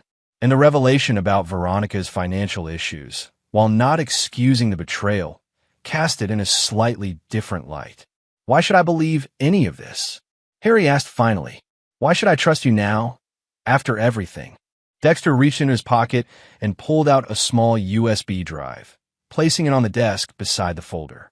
"This contains additional evidence. Bank records showing the progression of Veronica's spending, emails between us when I discovered how bad it had gotten, and more recent communications that corroborate the transcript." He stood, straightening his jacket. "I'm staying at the Brown Palace tonight. Review the materials. If you want to talk further, you know where to find me." As Dexter turned to leave, Harry called after him. "If Warren is playing both sides as you claim, why hasn't he eliminated you from Meridian yet? He certainly has the influence." Dexter paused at the door. "Because I'm useful to him while this merger is pending. I'm the villain in the story, the incompetent executive that justifies Nexus's takeover." His smile was bitter. "Once the deal closes, I'll be the first casualty. You, I suspect, will be the second." After Dexter left, Harry sat motionless, staring at the folder and USB drive on his desk. His mind was in turmoil, years of certainty about what had happened and who was responsible suddenly thrown into question. He picked up his phone and dialed Zoe Chen's extension. "I need you to clear my schedule for the day." And find me everything we have on Warren Blackwell's recent investments, particularly any connections to Preston Media's clients. Next, he called Phoebe Winters in Chicago. Though they spoke less frequently now that Harry was established in Denver, she remained someone he trusted implicitly. "I need a favor," he told her when she answered. "Confidentially, I need you to verify some financial records related to my ex-wife. And I need it yesterday." For the rest of the day, Harry holed up in his office, reviewing the materials Dexter had provided and cross-referencing them with information from his own sources. The picture that emerged was disturbing. Warren Blackwell, it seemed, had indeed been making moves far more extensive than he disclosed to Harry. The transcript's authenticity couldn't be confirmed, but financial records showed patterns consistent with the strategy outlined in it. Most concerning was evidence that Warren had recently established a private equity fund specifically designed to acquire distressed assets. Exactly the position Meridian and Nexus might find themselves in if the merger went badly. Late that evening, his phone rang with a call from Phoebe. "I can't give you details without violating privilege," she said without preamble. "But I can tell you that Veronica was in treatment for compulsive spending for several months last year. The timeline matches what you asked me to check." Harry thanked her and hung up, his world tilting further. If Veronica had been in treatment, it lent credibility to Dexter's claim that her financial misconduct stemmed from addiction rather than malice. It didn't excuse the betrayal, but it complicated the narrative he'd built in his mind. As midnight approached, Harry found himself doing something he never expected, dialing Dexter's hotel room. "We need to talk," he said when Dexter answered. "Not about the past, but about Warren Blackwell and what he's really planning." The next morning found an unlikely alliance forming in Harry's office. Himself and Dexter Calloway, once friends, then bitter enemies, now cautiously united against a common threat. They were joined by Zoe Chun, whose data analysis skills would be crucial, and Bradley Price, whose stake in Nexus's future demanded his involvement. "If what we suspect is true," Harry explained to Price, "Warren isn't interested in a successful merger. He wants to engineer a situation where both companies become vulnerable, then swoop in to acquire the most valuable parts at fire sale prices." Price, looking troubled, studied the evidence they'd assembled. "This is disturbing, but not entirely surprising. Warren has a history of similar plays. The question is, what do we do about it? The merger process is well underway. Shareholders are expecting it. We don't stop the merger," Harry said firmly. "We reshape it. Warren's strategy depends on control through debt and influence over key clients. We need to neutralize both." Over the next several hours, they developed a counter-strategy. Instead of the original merger structure, they would propose a new arrangement, a holding company that would own both Meridian and Nexus while maintaining their operational independence. The structure would include provisions that prevented asset stripping and required supermajority approval for any significant restructuring. "It limits everyone's options, including ours," Dexter observed. "But it also blocks Warren's play." Harry nodded. "And we address the client issue by accelerating our integration of Preston Media's systems with Nexus. If we make ourselves indispensable to their operations before Warren can move on their clients, we create another barrier." The plan was bold and fraught with risks. It required convincing both boards to accept a significant revision to the merger terms and doing so without explicitly accusing Warren Blackwell of duplicity, an accusation that, without definitive proof, could backfire catastrophically. As the strategy session concluded, Price and Zoe left to begin the necessary preparations, leaving Harry and Dexter alone for the first time since their confrontation the previous day. An awkward silence fell between them. "We're not friends again," Harry said finally, his voice firm. "Working together against Warren doesn't erase what happened." Dexter nodded slowly. "I know, and I'm not asking for forgiveness. But for what it's worth, I am sorry. Not just for the affair, but for everything that followed. For not stopping Veronica from going nuclear in the divorce. For the rumors I spread afterward." Harry studied the man who had once been his closest friend, seeing both the familiar face and the stranger he had become. "Why did you do it?" he asked, the question that had haunted him for over a year. Was it just about Veronica? Dexter looked away, seemingly gathering his thoughts. It started that way. An attraction, forbidden and therefore more potent. But underneath, I was jealous, Harry. You had everything, the natural talent, the respect of the firm, the perfect life. I convinced myself you didn't appreciate it, that you were taking it all for granted. He laughed bitterly. Classic rationalization for betrayal, right? But once it started, I couldn't stop. And then when everything fell apart, I told myself I was just picking up the pieces, that since your life was already ruined, I might as well benefit from it. The honesty was unexpected and, in its way, more painful than the betrayal itself. Harry had built Dexter into a calculating villain in his mind. The reality, a weak man driven by envy and opportunity, was somehow more devastating. I need to know one more thing, Harry said. Veronica, do you love her? Dexter looked genuinely startled by the question. After a long pause, he shook his head. No, I thought I did, or at least I told myself that to justify what we were doing. But no, I think we were using each other. Me to get what you had, her to escape what she'd become. Harry nodded, absorbing this final piece of information. She'll be collateral damage in this countermove against Warren. Her position at Preston will likely become untenable once the truth about him comes out. I know, Dexter acknowledged. She's already on thin ice there. The spending issues affected her work performance. Martin Chambers has been looking for a reason to let her go. The revelation should have brought satisfaction. Veronica facing consequences for her actions. Instead, Harry felt a complex mixture of emotions. Residual anger, yes, but also an unexpected pang of concern for the woman he had once loved above all others. I'll make sure she lands on her feet, Dexter said, as if reading Harry's thoughts. Whatever happens between us, I owe her that much. Harry said nothing, turning to gaze out at the Denver skyline. The revenge he had planned for so long was transforming before his eyes into something different. Not abandonment of justice, but a more complex reckoning that acknowledged the human frailties behind the betrayal. The next 2 weeks were a blur of strategic meetings, legal consultations, and careful coalition building within both companies' boards. Harry and Dexter, working in uneasy alliance, navigated the treacherous waters of corporate politics, gradually bringing key stakeholders to support their revised merger structure. Warren Blackwell, sensing the shift but not yet understanding its full implications, requested an urgent meeting with Harry. You've altered the merger terms, he said without preamble when they met in Harry's office. Why? Harry had prepared carefully for this confrontation. Market conditions changed. The original structure created vulnerabilities we couldn't accept. Warren's eyes narrowed. Vulnerabilities for whom? Exactly? For both companies, Harry replied evenly. The new holding company structure preserves value for all shareholders while allowing for more gradual integration. It also severely limits asset restructuring, Warren observed, his tone hardening.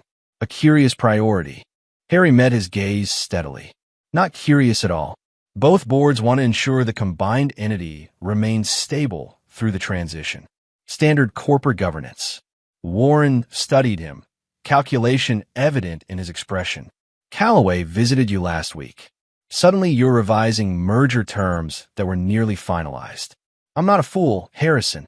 No one suggested you were, Harry replied calmly. The revisions benefit all shareholders, including your fund. Unless, of course, your investment thesis depends on something other than the merged company's success. The implied accusation hung in the air between them. Warren's expression didn't change, but a dangerous light appeared in his eyes. You disappoint me, he said finally. I thought you understood what was at stake here, personally as well as professionally. I understand perfectly, Harry assured him. Better than you might think. Warren stood, straightening his impeccable suit. You've made a serious miscalculation. This isn't over. After he left, Harry immediately called Dexter at Meridian. Warren knows. He didn't admit anything, but he's clearly unhappy with the revised terms. Will he fight us? Dexter asked. Count on it, Harry replied grimly. Make sure the security provisions we discussed are in place for the Meridian systems. And warn Chambers at Preston that Warren may approach him directly. The stage was set for the final confrontation, not the revenge scenario Harry had originally envisioned, but something potentially more satisfying. The exposure and defeat of Warren Blackwell's predatory scheme, with both Nexus and Meridian emerging stronger for the alliance forged in crisis. As June drew to a close, the revised merger received preliminary approval from both boards, setting the stage for shareholder votes in August. The financial press hailed the unusual structure as innovative, particularly the governance provisions that protected the operational integrity of both companies. What none of the analysts yet recognized was that beneath the surface, a battle for control was raging, one that would determine not just the fate of the merger, but the professional futures of everyone involved. Harry, standing at the center of the storm he had helped create, found himself in an unexpected position, fighting not for revenge, but for redemption, not just for himself, but for the companies and people whose lives had become entwined with his quest for justice. The final act was about to begin, and its conclusion would surprise everyone involved. Chapter 7. The Counterattack. July in Denver brought sweltering heat and the calm before the storm. With the shareholder votes on the revised merger structure just weeks away, Harry maintained a punishing schedule, dividing his time between running Nexus's day-to-day operations and shoring up support for the deal. Warren Blackwell had gone ominously quiet since their confrontation, making no public moves against the revised merger terms. But Harry wasn't fooled by the silence. Warren was a patient predator, and his counterattack, when it came, would be calculated for maximum impact. Still nothing from the Blackwell camp? Zoe asked one evening as they reviewed the latest shareholder sentiment analysis. Harry shook his head. Nothing overt. His fund representatives on both boards have been asking technical questions about the governance provisions, but that's standard due diligence. Too quiet, Zoe muttered. He's planning something. Harry was inclined to agree. Warren hadn't built his fortune by accepting defeat, especially not at the hands of his former son-in-law and a man he considered a traitor to his daughter.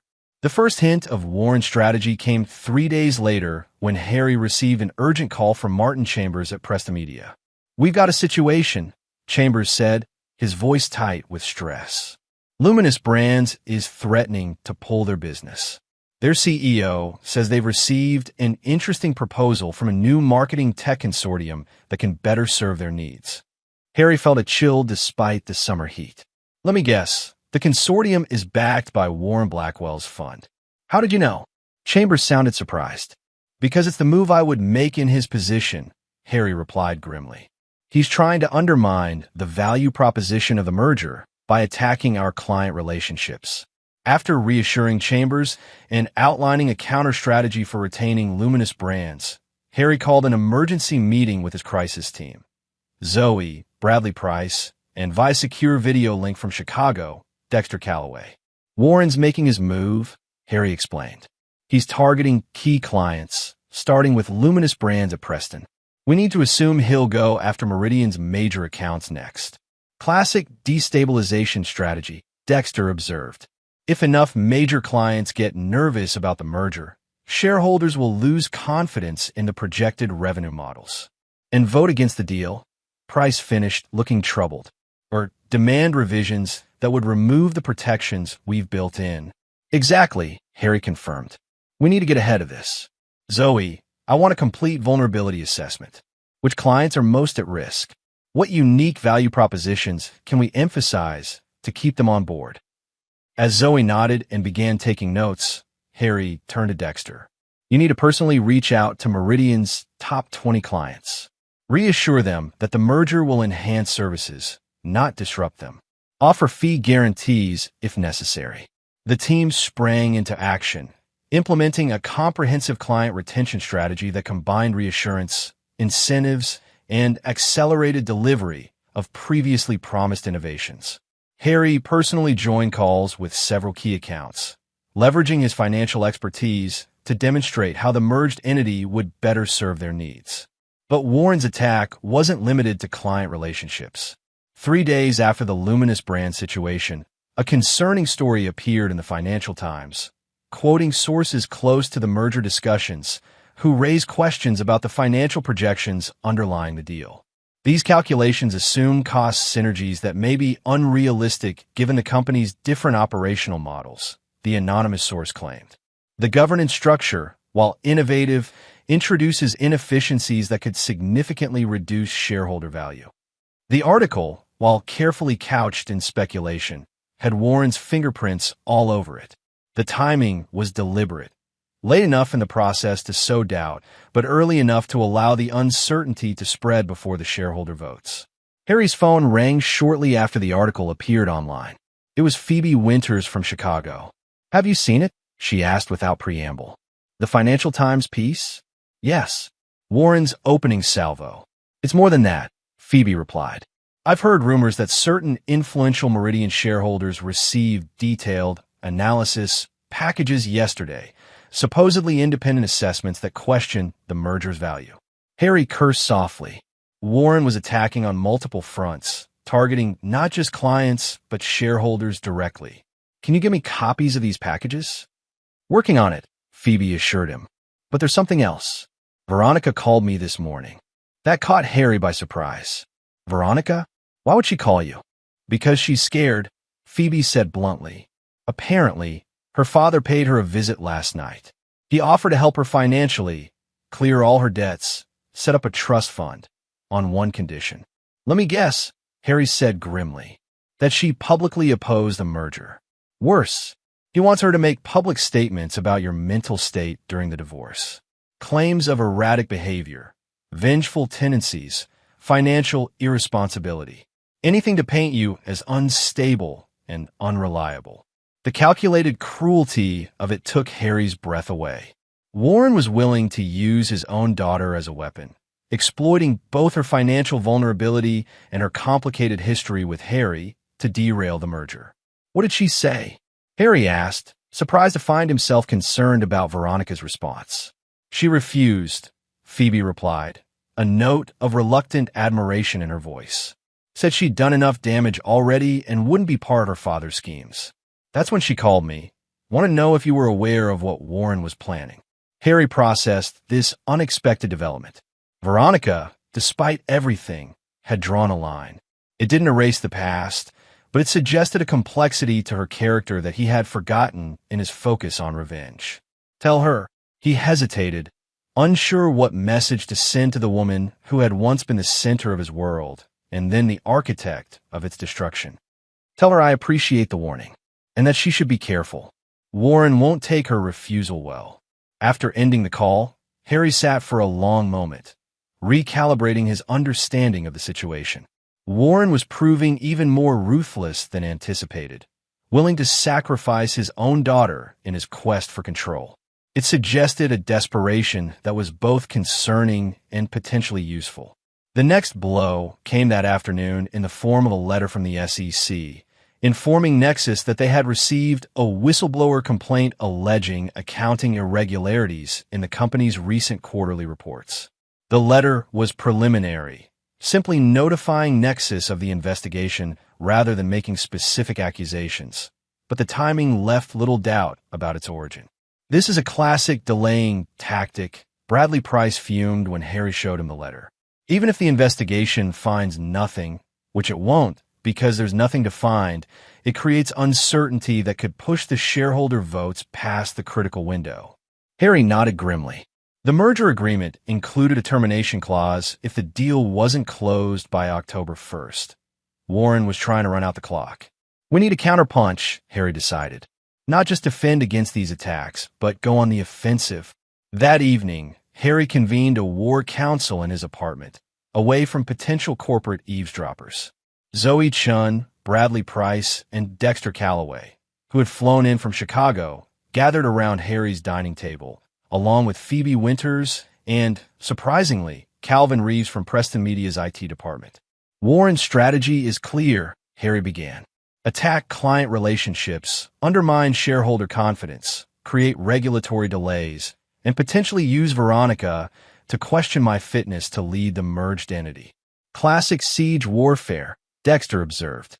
"Cut off supplies, isolate the target, then wait for surrender." "Exactly," Harry agreed. And our defense so far has been reactive, shoring up client relationships, reassuring shareholders, cooperating with the SEC investigation. But that's not enough. We need to change the dynamics of this conflict. How? Price asked. Warren has massive resources and decades of business connections. He's playing a game he's mastered over 40 years. By changing the rules, Harry replied, a cold determination in his voice. Warren's strategy depends on time and information asymmetry. He moves in the shadows, using proxies and cutouts to distance himself from the attacks. We need to drag him into the light. Over the next several hours, they developed a counter-strategy as bold as it was risky. Instead of continuing to fight a defensive battle on multiple fronts, they would concentrate their resources on a single, decisive thrust, exposing Warren's true agenda and the methods he was employing to advance it. Calvin Reeves, the IT specialist who had been Harry's inside man at Preston, would be crucial to the plan. Through his position, he had access to digital communications that could prove Warren's direct involvement in the attacks on the merger. It's legally gray, Phoebe warned. Using internal communications this way could violate privacy laws. We won't use anything that wouldn't be discoverable in litigation, Harry assured her. We just need enough evidence to establish the pattern. The second component of the plan involved Warren's business history. Zoe had been researching his past deals, identifying a pattern of similar maneuvers, apparently supportive investments that turned predatory when companies became vulnerable. 3 companies in particular show the template, she explained, displaying her findings on Harry's laptop. In each case, Warren's fund initially supported a merger or acquisition, then exploited governance weaknesses to force asset sales that benefited his fund at the expense of other shareholders. We package this history with whatever Calvin can provide about the current situation, Harry continued, and present it directly to the boards of both companies simultaneously. Not as an attack on Warren, but as a risk assessment that requires immediate action. The final element of a strategy was the most audacious and the most personally difficult for Harry. It would require him to reach out to Veronica directly, not to reconcile, but to request her cooperation in exposing her father's methods. Are you sure about that part? Dexter asked, clearly uncomfortable. Involving Veronica adds a personal dimension that could backfire. Warren already made it personal when he approached her, Harry replied firmly. And her testimony about his offer would be powerful evidence of his true intentions. As the others left to begin implementing their roles in the plan, Dexter lingered behind. For what it's worth, he said awkwardly, I think Veronica might actually help. She's been different since the divorce. The therapy for her spending issues seems to have forced her to confront other behaviors too. Harry studied his former friend, still not entirely comfortable with their uneasy alliance. Why are you telling me this? Dexter shrugged. Because despite everything, I think you still care what happens to her. And because if we're betting our professional futures on her cooperation, you should know it's not as far-fetched as it might seem. After Dexter left, Harry stood at his apartment windows, looking out at the Denver night. The city lights sparkled against the darkness, reminding him of that rain-slicked Chicago evening over a year ago when he'd stared out different windows, contemplating the ruins of his life. He had come so far since then, rebuilt his career, created new relationships, discovered strengths he hadn't known he possessed. Yet here he was, about to reach back into the past he'd tried to escape, asking for help from the woman who had betrayed him so completely. With a deep breath, he picked up his phone and dialed Veronica's number. Harry. Her voice was cautious when she answered. I didn't expect to hear from you directly. We need to talk, he said simply, about your father and what he's trying to do. The conversation that followed was unlike any they'd had in years. Direct, honest, stripped of the emotional manipulation that had characterized their final months together. Veronica confirmed what Phoebe had reported about Warren's visit and filled in disturbing details about his broader plans. He doesn't just want to control the merged company, she explained. He wants to dismantle it. He specifically mentioned that Nexus's technology division would be sold to a Singapore firm he's partnered with, and Meridian's client portfolios would be absorbed by his other financial interests. And Presta Media? Harry asked. Liquidated, Veronica replied grimly. He considers it damaged goods after the luminous brands reporting irregularities. Only the client relationships have value to him. The callousness of it was breathtaking. Warren would destroy 3 companies and thousands of careers to expand his already substantial fortune. I need your help, Harry said finally. Your testimony about his approach to you could be crucial in exposing his real agenda to the boards. A long silence followed. You're asking a lot, Veronica said eventually.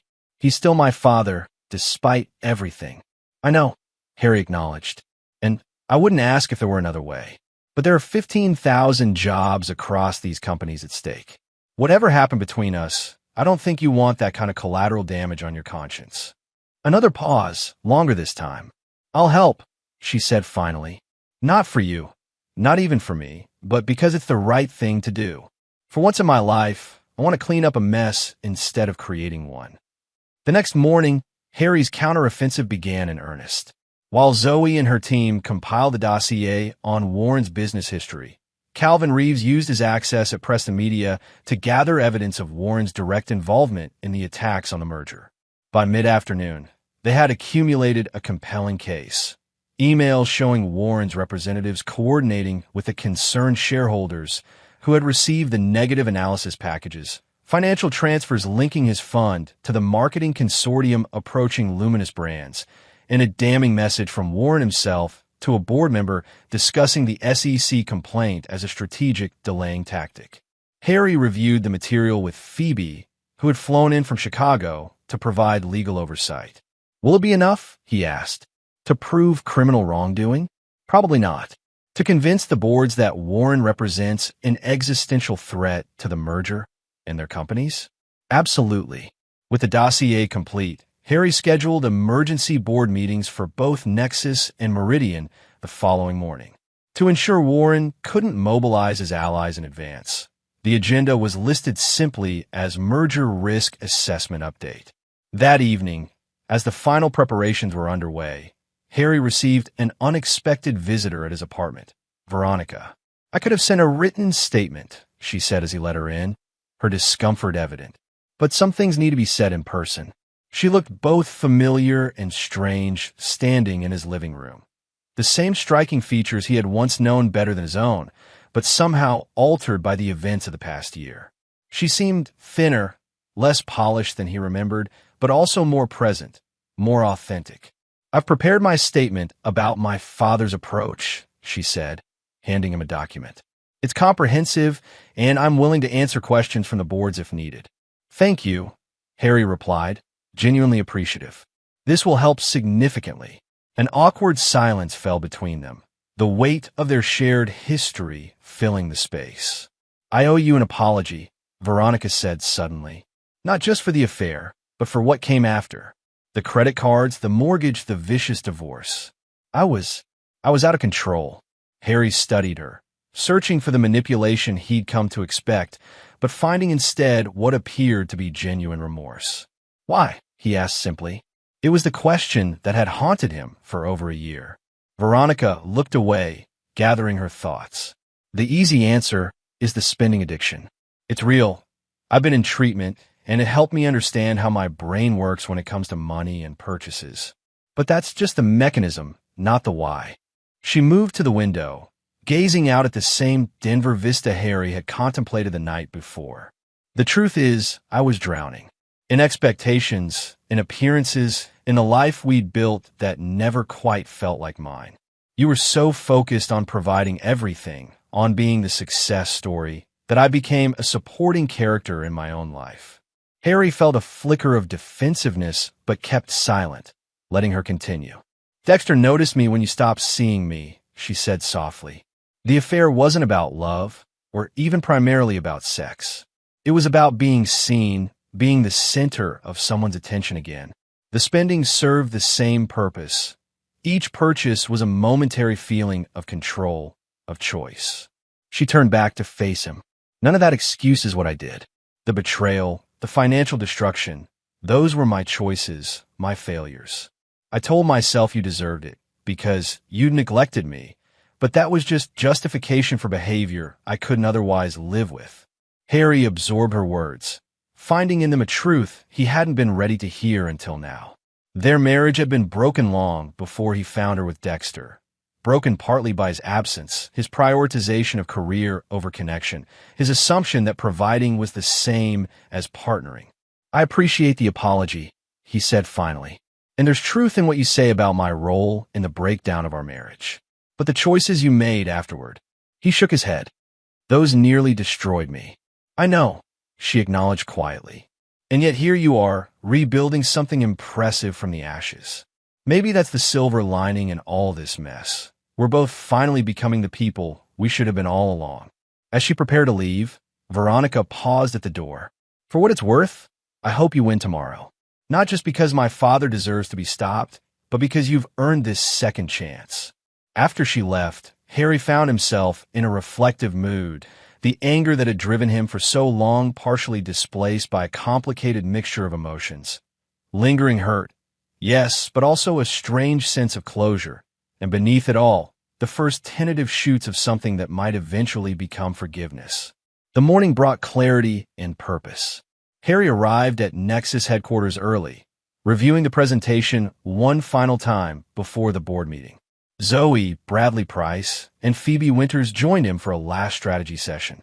Warren will be attending via video link, Price informed them. "He's in New York today. That could work to our advantage.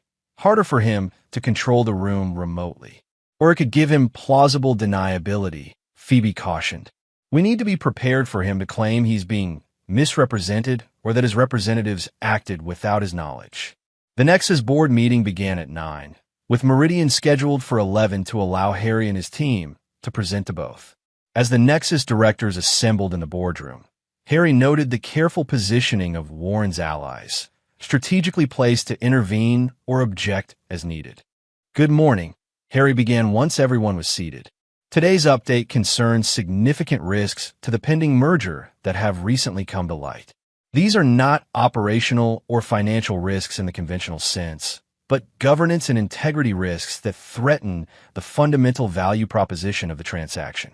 With clinical precision, Harry laid out the evidence they had compiled, Warren's history of similar maneuvers with other companies, the coordinated attacks on client relationships, the manufactured shareholder concerns, and finally, the SEC complaint that appeared timed specifically to delay the merger past its termination date. The room grew increasingly tense as the presentation progressed. Warren's representatives shifted uncomfortably, while other board members looked alarmed at the pattern emerging. When Harry reached the section on Warren's approach to Veronica, he played a recorded statement she had prepared, her voice steady as she described her father's attempt to recruit her into his scheme. Warren, watching via video link, maintained a stony expression throughout, neither confirming nor denying the allegations. But when Harry opened the floor for questions, he finally spoke. "This is a remarkable work of fiction, Mr. Kincaid," he said coolly. "A personal vendetta dressed up as corporate concern. You've selectively presented information to paint a false narrative about legitimate business activities." Harry had anticipated this reaction. "Mr. Blackwell, are you denying that your representatives approached Luminous Brands with an offer to move their business from Preston Media to a consortium backed by your fund?" "Business competition is not a conspiracy," Warren replied smoothly. "Alternative proposals to potential clients happen every day.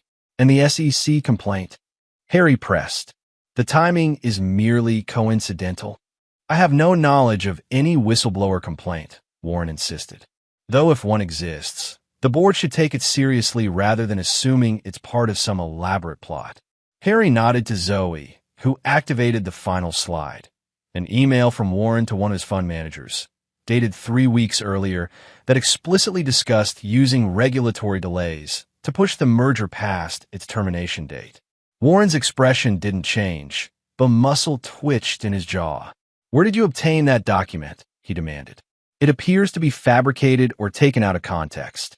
"It was provided by a source within the regulatory process," Harry replied, the careful wording suggested by Phoebe to avoid revealing Calvin Reeves as the actual source.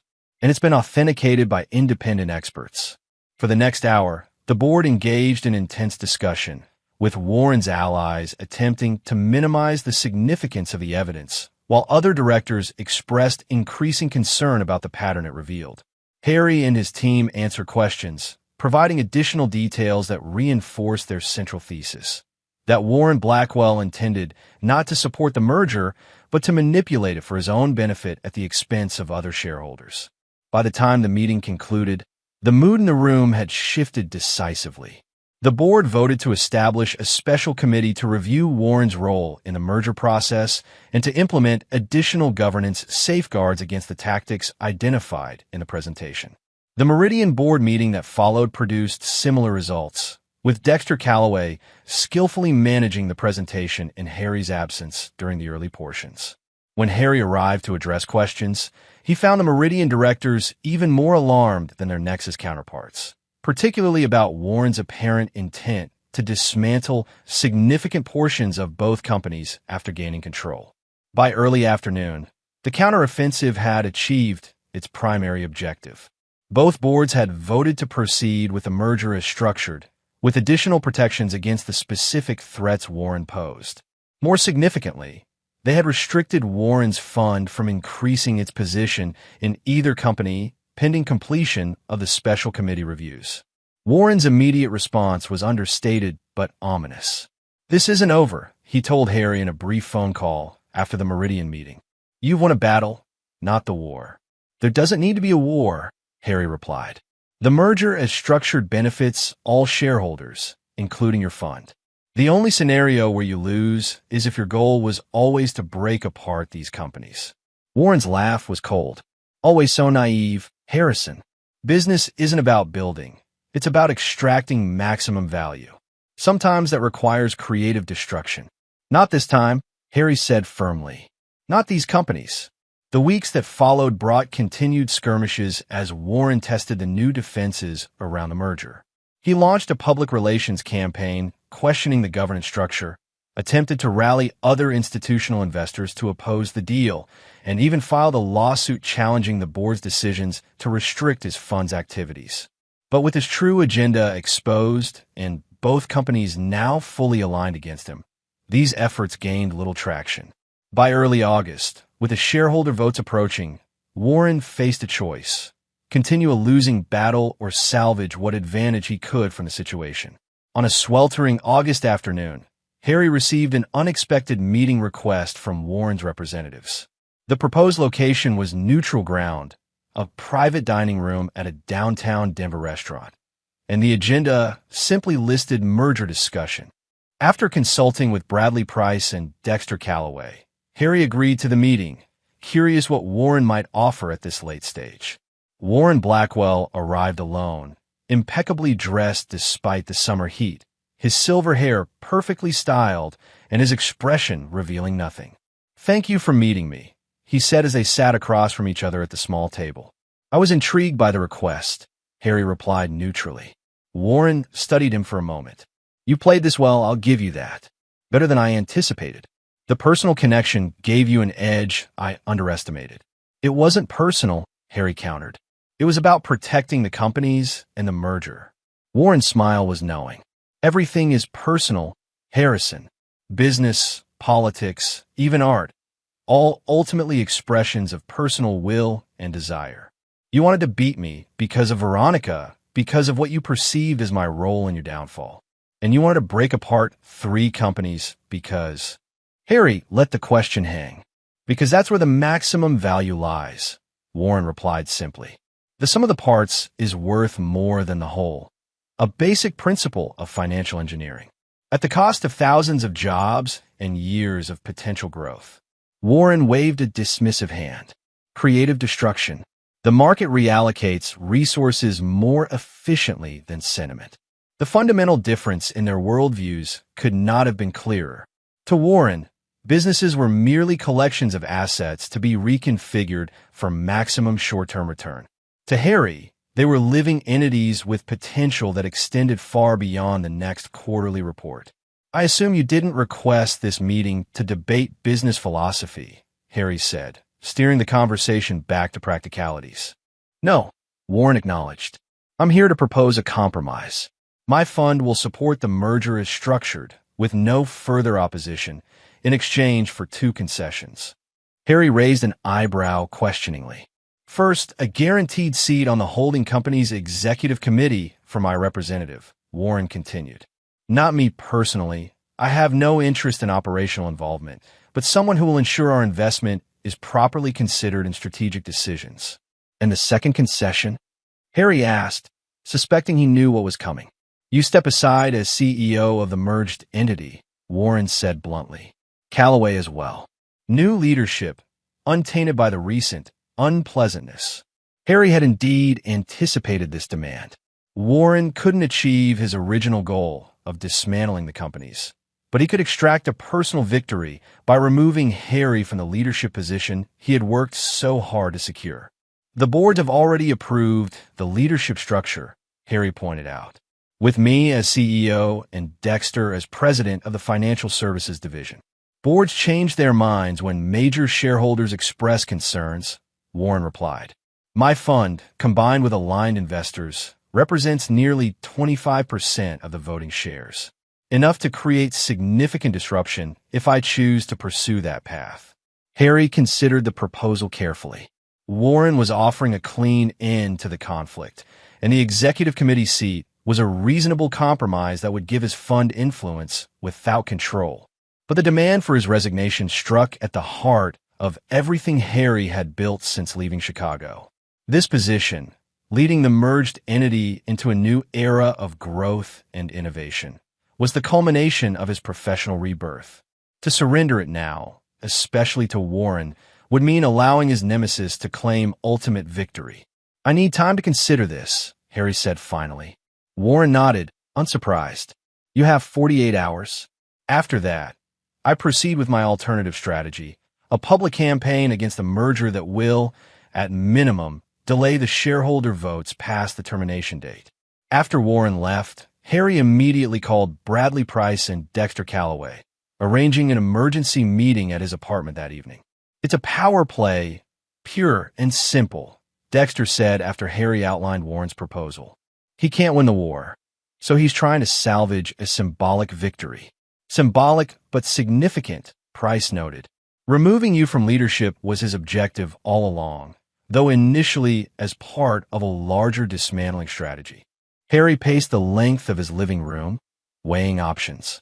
The question is, how much disruption can he actually cause? Is his threat of delaying the votes past the termination date credible? Potentially, Price acknowledged.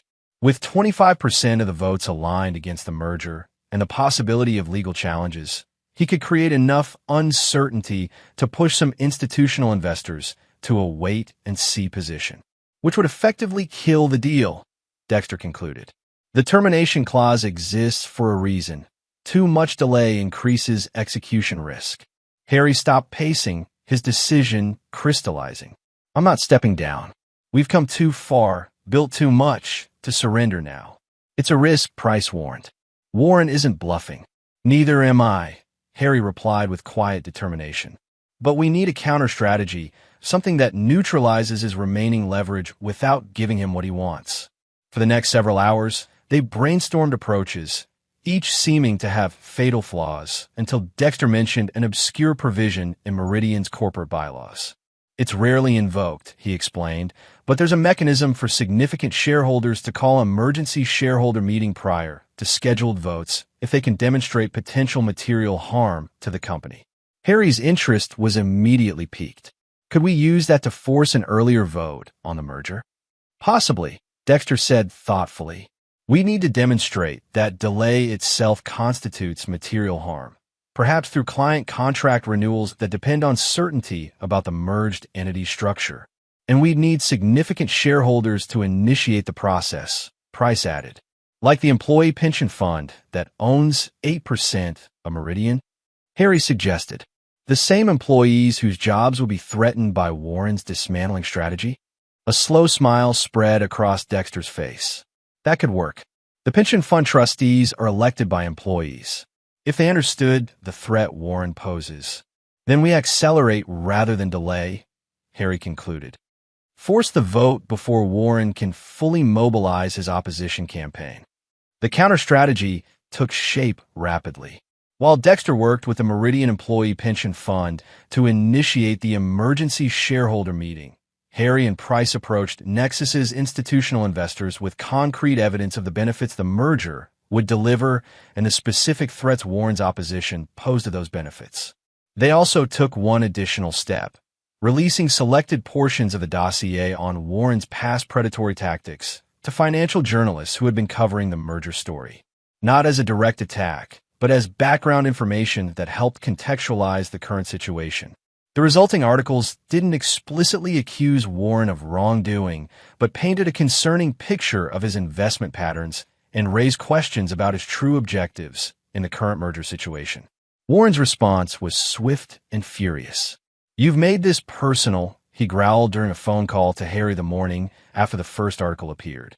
"Our deal is off the table.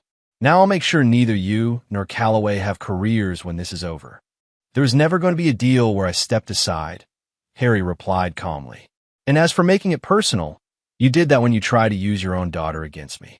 The next 2 weeks saw an escalation in tactics on both sides. Warren launched his Promise Public campaign against the merger, complete with full-page newspaper ads questioning the financial projections and governance structure. Harry countered with a series of investor presentations that provided transparent, detailed breakdowns of the projected synergies and growth opportunities. The crucial break came when the Meridian Employee Pension Fund successfully petitioned for an emergency shareholder meeting, accelerating the merger vote by 3 weeks, well before Warren had expected to face a decision point. With the vote now scheduled for late August instead of mid-September, Warren found himself fighting a compressed timeline with institutional investors increasingly skeptical of his motives. The articles about his past investment tactics had raised red flags, and his aggressive opposition campaign was starting to look less like principled concern and more like a personal vendetta. 3 days before the shareholder meetings, Harry received an unexpected visitor at his office, Veronica. "You look surprised to see me," she observed as she took a seat across from his desk. "I am," Harry admitted. "I thought you'd be staying clear of this conflict." Veronica shook her head. "That's not an option anymore. My father has escalated beyond business tactics. He's now threatening to expose details about my personal issues if I don't publicly support his position on the merger." Harry felt a surge of disgust. "He'd use your struggles with addiction against you?" "In a heartbeat," Veronica confirmed bitterly. "Family loyalty only flows one direction with Warren Blackwell." "What are you going to do?" Harry asked, genuinely concerned despite their complicated history. Veronica met his gaze directly. "I'm going to speak at both shareholder meetings. Not for you, not for Dexter, but for the truth. My father is willing to destroy companies and lives to get his way. The shareholders deserve to know exactly who they're dealing with." Her determination surprised Harry. This was a different Veronica than the woman who had participated in his financial destruction a year earlier. More grounded, more principled. "He'll retaliate," Harry warned. "You know how he operates." "I know," she acknowledged. "But I'm done being a pawn in other people's games. My father's, Dexter's, even yours." She smiled slightly at his startled expression. "Yes, yours too. I may have started as a target in your revenge plan, but I've become something more complicated now, haven't I?" Harry couldn't deny it. Somewhere in the chaos of the past months, Veronica had transformed from the villain of his story into a complex human being making her own choices, some admirable, some not, but all distinctly hers. "Whatever happens with the votes," she continued, "I want you to know that I'm facing my own mistakes now. The therapy, the financial responsibility programs, they're helping me become someone I can actually respect. Someone who makes amends rather than excuses." As she left, Harry found himself reflecting on how much had changed since that rainy Chicago night when he'd stared at divorce papers and credit card statements, consumed by betrayal and loss. The revenge he had so meticulously planned had evolved into something far more complex. A battle not just for professional vindication, but for a vision of business that created rather than destroyed. The shareholder meetings were scheduled for consecutive days. Meridian's on Thursday, Nexus's on Friday. As a Meridian meeting convened in Chicago, Harry watched via secure video link from Denver, where he was preparing for the following day's vote. Warren arrived at the Meridian meeting flanked by attorneys and financial advisors, projecting confidence despite the accelerated timeline. The meeting began with standard procedures: confirmation of quorum, review of the agenda, and formal presentation of the merger proposal. Then came the open comment period, when significant shareholders could address the assembled voters. Warren spoke first, delivering a polished argument against the merger that emphasized governance concerns and questioned the financial projections. Dexter followed with a point-by-point rebuttal, his presentation bolstered by independent analyses that supported the merger's projected benefits. The institutional investors in the audience listened attentively, their expressions revealing little. Then, to Warren's visible shock, Veronica was introduced as the next speaker. She approached the podium with calm dignity, acknowledged the assembled shareholders, and delivered a devastating account of her father's true intentions, including his attempt to use her in his campaign against the merger. "My father's opposition has nothing to do with shareholder value," she concluded. "It's about control and extraction. He sees companies not as enterprises to be built, but as assets to be stripped and sold. I urge you to approve this merger not because it benefits any individual, but because it creates something stronger than its constituent parts, something with the potential for sustainable growth that benefits employees, communities, and yes, shareholders." Warren's face had darkened progressively throughout her speech. When she finished, he rose as if to respond, then seemed to think better of it and sat back down, conferring urgently with his advisors. The vote that followed was decisive: 82% in favor of the merger, well above the required threshold and a clear repudiation of Warren's opposition campaign. The Nexus vote the following day produced an even stronger mandate, with 87% approval. Harry, addressing the shareholders before the vote, had struck a forward-looking tone, focusing not on the conflict with Warren, but on the opportunities the merged entity would pursue. Warren didn't attend the Nexus meeting, sending a representative instead, a tacit acknowledgement of defeat. By Friday evening, with both votes complete and the merger approved, Harry found himself in his office with a glass of celebratory scotch, looking out at the Denver skyline as the sunset painted the mountains in gold and purple. He had won, not just the professional victory of securing the merger, but the deeper victory of creating something durable and valuable from the ashes of his previous life. As he contemplated what lay ahead, his phone buzzed with a text from Dexter. "It's official. Warren's fund has issued a statement accepting the merger outcome and pledging constructive engagement going forward." Translation: he's surrendering. "Congratulations, Harry. See you at the closing." Harry smiled slightly, savoring the moment. The revenge he had initially sought, the complete professional destruction of Dexter and Veronica, had evolved into something more nuanced but ultimately more satisfying. He had built rather than destroyed, created value rather than extracted it, in the process discovered strengths within himself he hadn't known existed. The next chapter of his life would begin soon, with all its challenges and opportunities. But for now, Harrison Kincaid stood at the window of his Denver office, a man transformed by adversity, tempered by conflict, and ultimately victorious, not just over his enemies, but over the bitterness that had once threatened to consume him. The game was over, and he had won it on his own terms. Chapter 8: The Reckoning. The official announcement of the successful merger votes sent shockwaves through Chicago's business community. The headlines in the financial press told the story. Nexus Meridian merger approved, Kincaid to lead new financial tech powerhouse, and Warren Blackwell's opposition campaign falls short as shareholders back merger. For Harry, the weeks following the votes were consumed with integration planning and regulatory approvals. The merger's closing was scheduled for October 1st, exactly 1 year after he had joined Nexus. The symmetry wasn't lost on him. A complete revolution of his life in 12 months, from devastation to triumph. The newly formed holding company would be called Next Meridian, with headquarters in both Denver and Chicago. Harry would serve as CEO, with Bradley Price as chairman and Dexter as president of the financial services division. The technology operations would be led by Zoe Chun, whose promotion to Chief Technology Officer recognized her crucial role in the merger's success. Harry's first trip back to Chicago as the incoming CEO of Next Meridian carried an undeniable weight of personal history. As his company car pulled up to Meridian Financial's downtown headquarters, he felt a strange doubling of perception, memories of his last departure overlaid with his triumphant return. The executive floor had changed little in the 15 months since he cleaned out his office. Same mahogany paneling, same subdued lighting, same hushed atmosphere of moneyed power. But the people looked at him differently now, with respect tinged with wariness, even a hint of fear in some eyes. Dexter met him at the elevator, extending his hand with professional cordiality. Their alliance remained uneasy, built on mutual interest rather than renewed friendship. "Welcome back," Dexter said, leading him to the executive conference room where the integration team awaited. "The troops are nervous but curious. Your reputation precedes you."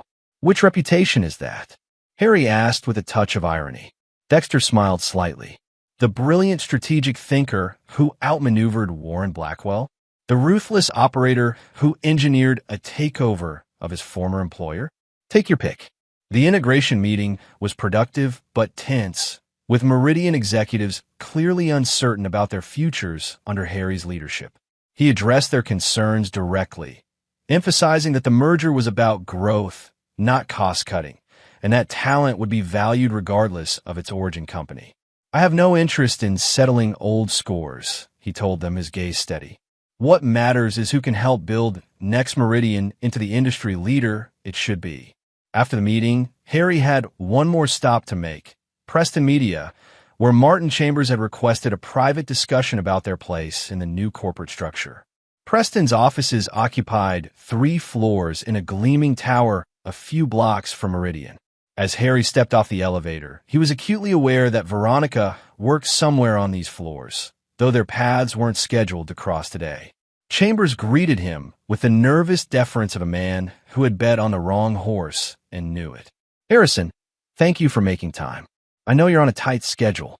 "Always time for a key partner," Harry replied diplomatically, following Chambers to his corner office with its panoramic view of Lake Michigan. Once seated, Chambers got straight to the point. "I need to understand where Preston stands in the new organization. The partnership agreement with Nexus is clear, but with the Meridian merger, everything feels uncertain." Harry had anticipated this concern. Preston Media remains a valued strategic partner, with the same integration points we established earlier this year. The only change is that you'll now have access to Meridian's financial products for your clients, an additional offering that should strengthen your market position. Chambers looked relieved, but still cautious. "And leadership? There have been rumors about your position." Harry finished for him. "Martin, I have no interest in micromanaging Preston. As long as the client reporting issues we identified have been addressed, and I understand they have, your leadership isn't in question." The tension visibly drained from Chambers' shoulders. "Thank you for that clarity. And there's one more thing. About Veronica Blackwell." Harry kept his expression neutral, though the mention of her name still triggered a complex emotional response. "What about her?" "Her position has become complicated," Chambers explained carefully. "Her work has improved significantly since she returned from her leave of absence. But her father's campaign against the merger, and especially her public opposition to him, has created awkward client dynamics. Some are uncomfortable working with her given the family drama." Harry considered this information. He had anticipated that Veronica might face professional consequences for her stand against Warren, but hadn't planned to intervene either way. "What are you proposing?" he asked. Chambers hesitated. "I'm not sure, honestly. Letting her go seems harsh given her recent improvements and her role in supporting the merger. But keeping her in client-facing positions may be untenable." Harry made a decision that surprised even himself. "Move her to the innovation team working on the Nexus integration. It leverages her creative skills without the client complications, and it keeps her connected to the merger's success." Chambers looked startled. "You want her involved in the integration?" "I want the best talent where it can add the most value," Harry replied evenly. Personal history aside, Veronica understands both corporate cultures and has proven creative abilities. The innovation team needs that perspective. After leaving Preston, Harry had his driver take him past his old neighborhood, the luxury high-rise on Lakeshore Drive, where he and Veronica had shared the penthouse apartment. He didn't ask to stop, merely gazed up at the building as they passed, acknowledging the life that had ended there without feeling its gravitational pull. His final meeting in Chicago was with Phoebe Winters, who had remained a trusted ally throughout the past tumultuous year.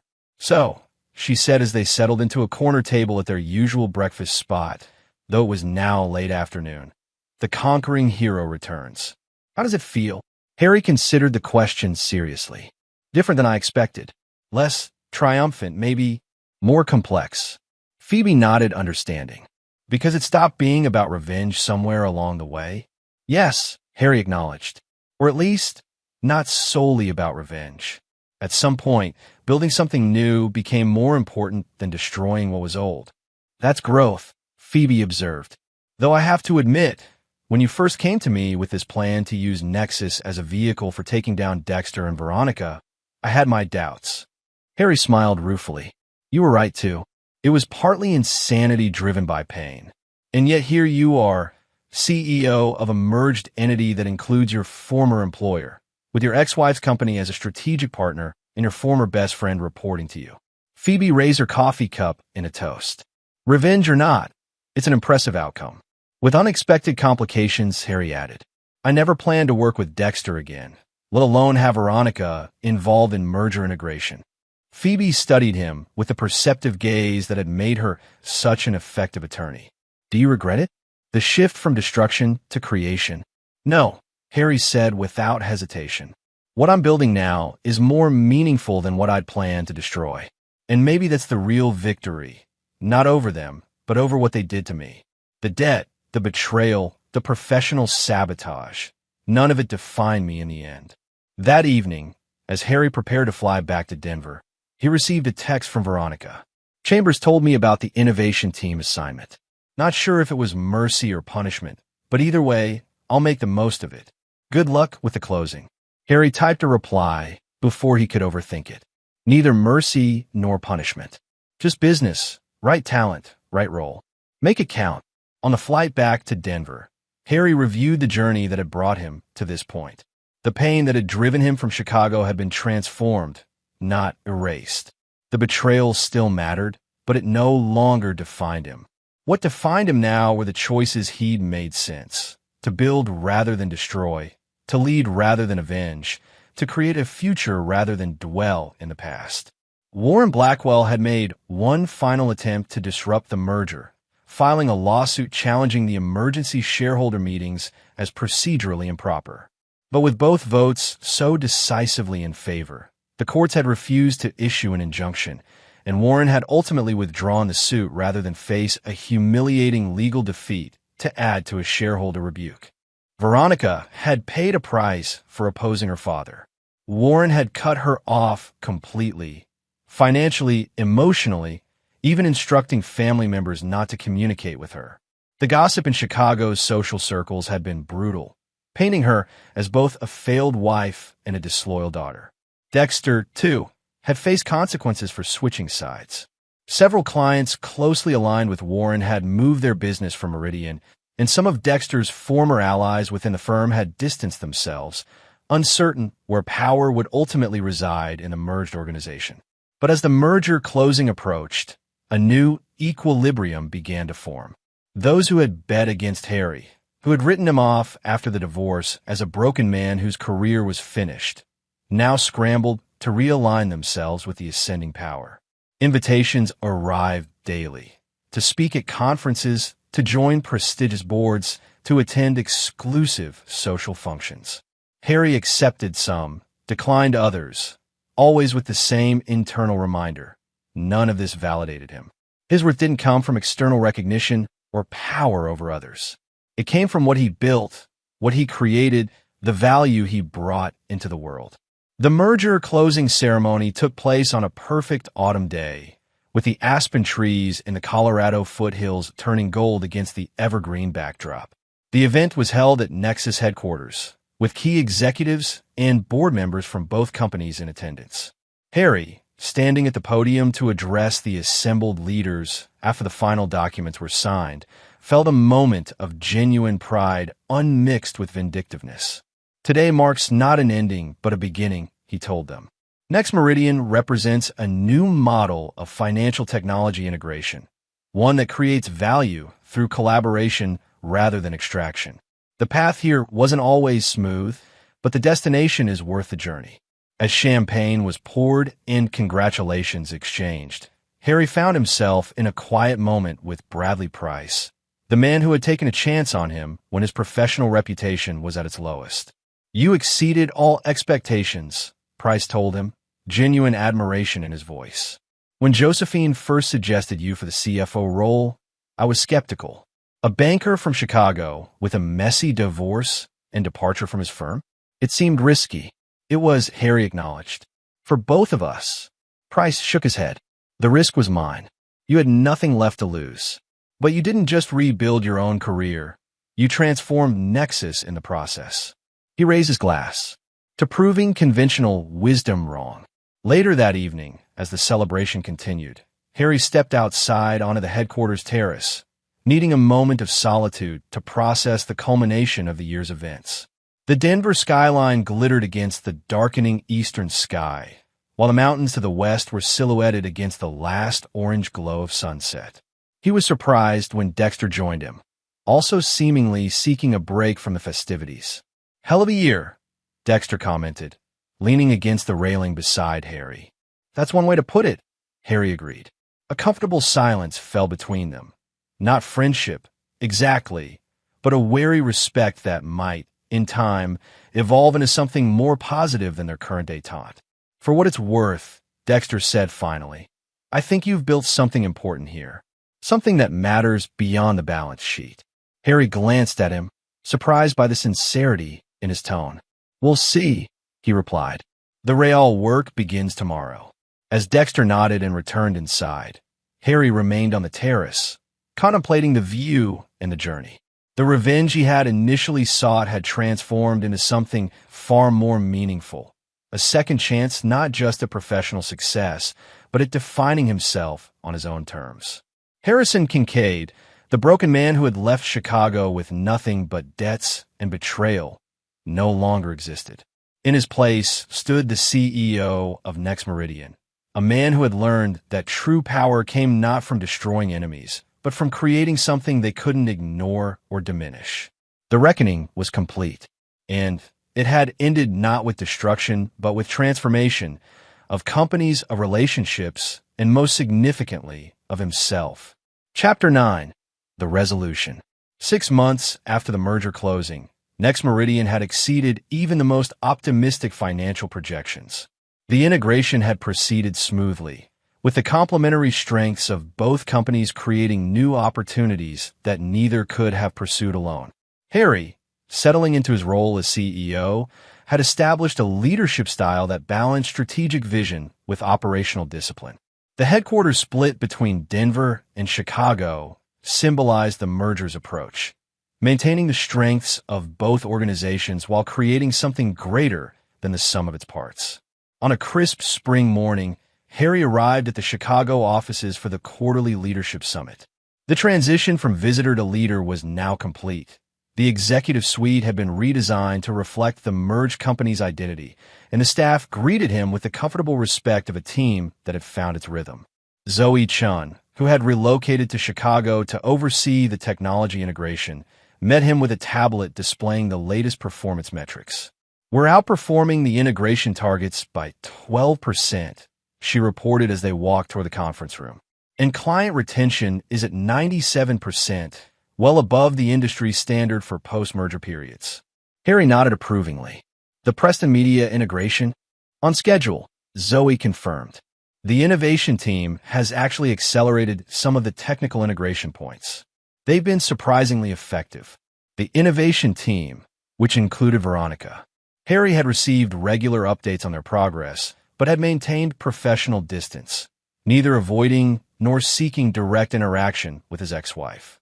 The Leadership Summit brought together the top executives from all divisions of Next Meridian, including Dexter Calloway, whose leadership of the Financial Services Division had proven more effective than many had expected.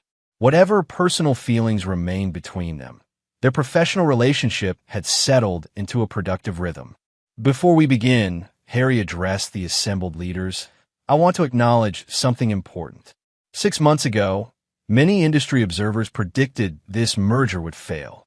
They cited cultural differences, historical competition, and personal complications. A knowing smile touched his lips at the last point, acknowledged by subtle nods around the table. But what they failed to understand, he continued, was that those very differences, when properly leveraged, create strength rather than weakness. We've proven that thesis with our results, and I expect we'll continue to prove it in the quarters ahead. The meeting proceeded efficiently, with each division reporting progress and identifying challenges. When the innovation team's turn came, its director, Lucas Wilford, presented the accelerated integration timeline with obvious pride. The breakthrough came from an unexpected direction, Lucas explained, displaying a complex diagram of systems architecture. One of our team members identified a parallel processing approach that allows us to maintain separate client interfaces while integrating the backend systems much more quickly. Which team member? Harry asked, though he suspected the answer. Veronica Blackwell, Lucas confirmed. She collaborated with our technical leads to translate the client experience requirements into system architecture priorities. It's been remarkably effective. Harry nodded, acknowledging the contribution without additional comment. But after the meeting, he requested a walkthrough of the innovation team's workspace to see the integration approach firsthand. The team occupied a large, open area with digital displays covering the walls and workstations arranged in collaborative clusters. Veronica was in the midst of explaining a client journey map to several developers when Harry and Lucas entered. She faltered momentarily upon seeing him, then recovered her professional composure. Mr. Kincaid, we were just discussing the customer authentication integration. Would you like an overview? Please, Harry replied, maintaining the formal distance that had characterized their limited interactions since the merger. For the next 20 minutes, Veronica led a detailed explanation of the integration approach, demonstrating a technical understanding that surprised Harry. She had always been creative, but this level of technical engagement was new, a skill clearly developed through focused effort in recent months. Impressive work, Harry acknowledged when the presentation concluded. The parallel processing approach solves several problems we anticipated would take months longer. Thank you, Veronica replied simply. It was a team effort. As the tour continued to other areas, Lucas mentioned quietly to Harry, she's been a revelation, honestly. Works harder than anyone. Never mentions her connection to you or to Warren, just focuses on delivering results. Whatever else happened before, she's an asset to this team now. Harry nodded, processing this information along with his own observations.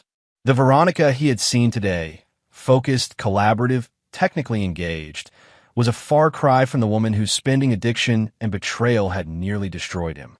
Later that afternoon, as Harry was reviewing reports in the CEO's office, his assistant announced an unexpected visitor, Warren Blackwell.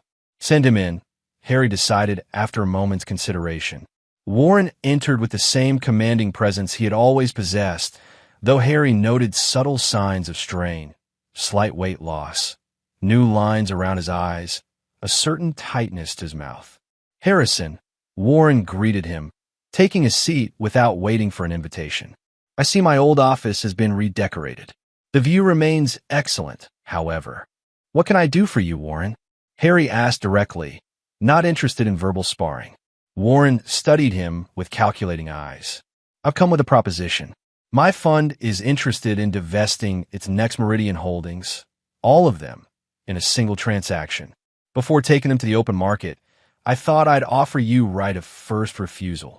Harry kept his expression neutral despite his surprise.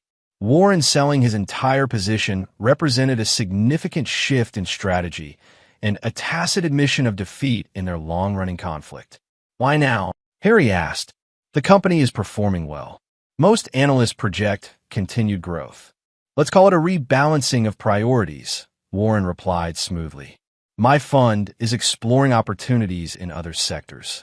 Harry didn't believe that for a moment. Something else was driving this decision, something Warren wasn't acknowledging. And this has nothing to do with Veronica's role in the innovation team. Harry suggested, watching carefully for the reaction. A flicker of something, anger, perhaps, or pain, crossed Warren's face before he mastered it. My daughter made her choices, he said coldly. Her involvement with this company is irrelevant to my investment decisions. But Harry had seen the momentary vulnerability and understood its significance. Despite his ruthlessness in business, Warren had been genuinely hurt by Veronica's public stand against him. The estrangement between them was taking a toll that the older man refused to acknowledge openly. I'll have our team evaluate the offering, Harry said, returning to business. Current market value, no premium. Warren's mouth tightened. The block size alone warrants a premium. 5% above market. 2%, Harry countered. And a non-disparagement agreement covering all parties. A calculating look entered Warren's eyes. Including Veronica? Especially Veronica, Harry confirmed. No more attempts to undermine her professionally or personally. Whatever issues exist between you remain private matters. Warren considered this, then nodded once. Acceptable. My lawyers will draft the agreements. After Warren left, Harry sat motionless for several minutes, absorbing the significance of this development. Warren's exit would remove the last major point of tension in the merged company's ownership structure. It represented the final resolution of the conflict that had begun with Harry's discovery of Veronica and Dexter's betrayal nearly 2 years earlier. That evening, Harry had dinner with Phoebe Winters, who had recently been appointed Next Meridian's general counsel, a role that recognized her crucial contributions to the merger's success. Warren's selling his entire position, Harry told her as they settled into their meals at a quiet restaurant overlooking the Chicago River. We're buying it back at a minimal premium. Phoebe's eyebrows rose in surprise. That's unexpected. I thought he'd maintain a position just to keep a foot in the door and to irritate you. I think the Veronica situation affected him more than he'll admit, Harry replied. Having his daughter not just refuse to help him, but actively oppose him, that cut deeper than he expected. And what about you? Phoebe asked perceptively. How do you feel about Veronica now? I notice you assigned her to the innovation team, rather than letting Chambers edge her out. Harry considered the question carefully. I don't know, he admitted finally. The anger isn't gone, but it's muted. Seeing her channel her creative energy into productive work instead of destructive spending. Watching her stand up to Warren, even knowing the personal cost. It doesn't erase what happened, but complicates the narrative. Humans are complicated, Phoebe observed. Rarely all good or all bad. Even those who hurt us the most. The next morning, Harry had an early breakfast meeting with Dexter at a small cafe near the office. These one-on-one sessions had become a regular occurrence. Professional necessity evolving into something that, while not friendship, at least approached mutual respect. Warren's selling his position. Harry informed him as they reviewed the financial services division's quarterly projections. We're buying it back. The agreements should be finalized by the end of the week. Dexter looked up from the reports, genuinely surprised. That's a major strategic shift for him. Any idea what triggered it? Veronica, Harry replied simply. At least partly. The public rejection by his daughter cut deeper than his pride can acknowledge. Dexter nodded slowly. She's paid a high price for standing against him. Not just financially, but socially. Chicago's old money circles have mostly sided with Warren, not because they believe he's right, but because that's how their world works. Loyalty above all, especially to family patriarchs. The insight into Veronica's current social situation was new to Harry. He'd been aware of the financial consequences. Warren had indeed cut her off completely, but had given little thought to the broader social implications of her stand. She seems focused on the work, Harry observed neutrally. She is, Dexter confirmed, but it's been a difficult adjustment. From socialite with unlimited resources to innovation team member living on a corporate salary. He hesitated, then added, "We're not together anymore, if you were wondering." Haven't been since before the merger vote. Harry had suspected as much, but hadn't asked. Professional complications? He inquired, keeping his tone casual. Partly, Dexter acknowledged. But mostly recognition that what brought us together wasn't a foundation for anything lasting. Mutual unhappiness, opportunity, forbidden attraction. None of that sustains a relationship once the circumstances change. After the meeting, Harry found himself walking through the innovation team's workspace again, this time unannounced. The team was in the midst of a problem-solving session, with Veronica leading a discussion at a whiteboard covered in diagrams and annotations. She noticed him hovering at the periphery and, after concluding her point, excused herself to approach him. 2 visits in 2 days, she observed. Should the team be worried? Not at all, Harry assured her. The progress reports are impressive. I wanted to see more of the authentication solution you presented yesterday. Veronica looked skeptical, but led him to a quieter area with a digital display where she could demonstrate the system in more detail. As she walked him through the technical components, Harry studied her with new awareness. The Veronica before him, now, was noticeably different from the woman he had married. Not just physically, though she had lost the unhealthy thinness of her addiction days and gained a healthier glow, but in her manner and focus. She spoke with passion about solving real problems rather than creating perfect appearances. Your father came to see me yesterday, Harry said when the technical explanation concluded. He's selling his position in Next Meridian. Veronica stilled, absorbing this information. All of it. The entire stake, Harry confirmed. We're buying it back. A complex mixture of emotions crossed her face. Sadness, resignation, perhaps a hint of relief. I'm not surprised, she said finally. Holding a position in a company where his daughter publicly opposed him was probably too much for his pride. It's a positive development for the company, Harry noted. Removes a potential source of ongoing conflict. Veronica nodded agreement, then hesitated before asking, How is he? Did he seem okay? The question revealed a vulnerability that caught Harry off guard.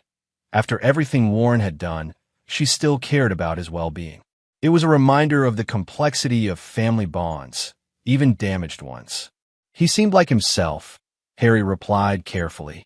Perhaps a bit more strained than usual, but essentially unchanged. Veronica nodded again, accepting this assessment. Thank you for telling me. And thank you for the innovation team assignment. It's been challenging in the best way. As Harry returned to his office, he found himself reflecting on how completely his understanding of Veronica had evolved. The cartoon villain of his revenge fantasies had been replaced by a flawed but striving human being, someone who had made terrible mistakes but was genuinely working to build something better from the ruins.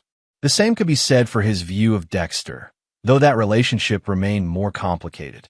The betrayal had cut deeper given their friendship, and the professional competition added layers of complexity that didn't exist with Veronica. Yet even there, Harry recognized growth. In himself, as much as in Dexter. The all-consuming need to destroy his former friend had been replaced by a capacity to work together effectively, to leverage Dexter's genuine talents while maintaining appropriate boundaries. The week concluded with the formal announcement of the stock buyback from Warren's fund, presented to the markets as a strategic reallocation of capital on both sides. The financial press noted the development with interest, but without the breathless speculation that had characterized coverage of the merger battle. Blackwell exits Next Meridian position as company exceeds integration targets, read the Wall Street Journal headline. The accompanying analysis suggested the move represented a normalization of relations after the contentious merger process. Harry, reading the coverage in his Denver apartment that weekend, found himself in a contemplative mood. The formal exit of Warren Blackwell from Next Meridian's ownership structure represented the final resolution of the conflicts that had defined the past 2 years of his life. The revenge he had initially sought had evolved into something far more meaningful.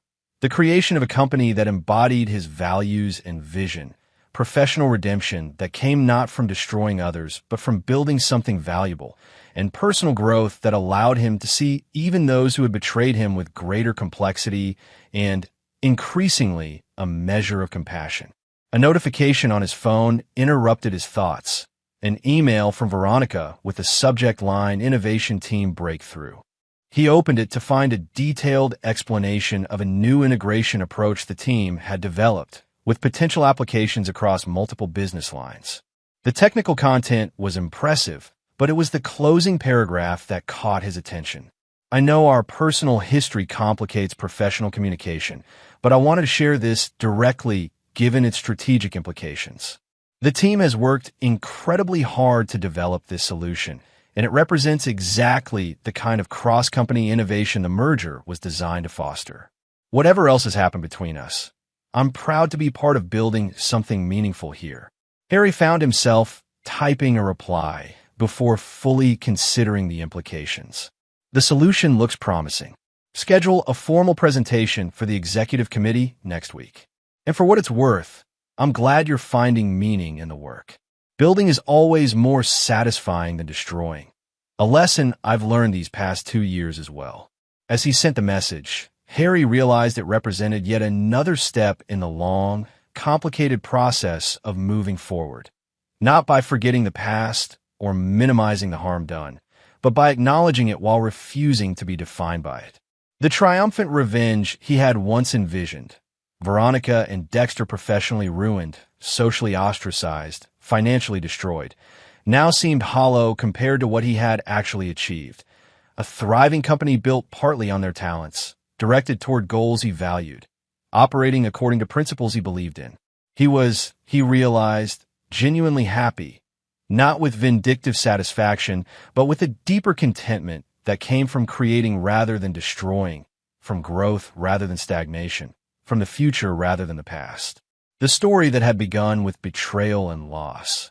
His ex-wife who had cheated on him with his best friend, who had left him with crushing debt, who had then found herself reporting to him as the new owner of her company, had evolved into something far more interesting and nuanced than a simple revenge tale. It had become a story of transformation, of companies merged to create greater value, of people facing their flaws and finding new strengths, and most importantly, of Harrison Kincaid himself, who had journeyed from devastated victim to architect of his own resurrection. Outside his window, the Denver mountains stood eternal against the setting sun, their peaks catching the last golden light while the valleys fell into shadow. Like those mountains, Harry had weathered storms, endured erosion, and emerged not diminished but sculpted into something stronger and more defined. The resolution was complete. The future, with all its challenges and opportunities, beckoned. And Harrison Kincaid stepped toward it not as a man defined by past betrayals, but as the creator of his own destiny, scarred but stronger, tested but triumphant, and finally, irrevocably free. And there you have it. Another story comes to an end. What did you think? I'd love to hear your thoughts in the comments below. If you enjoy this story, consider joining our community by subscribing. It means the world to us. For more stories like this one, check out the recommended videos on screen, and I'll see you there.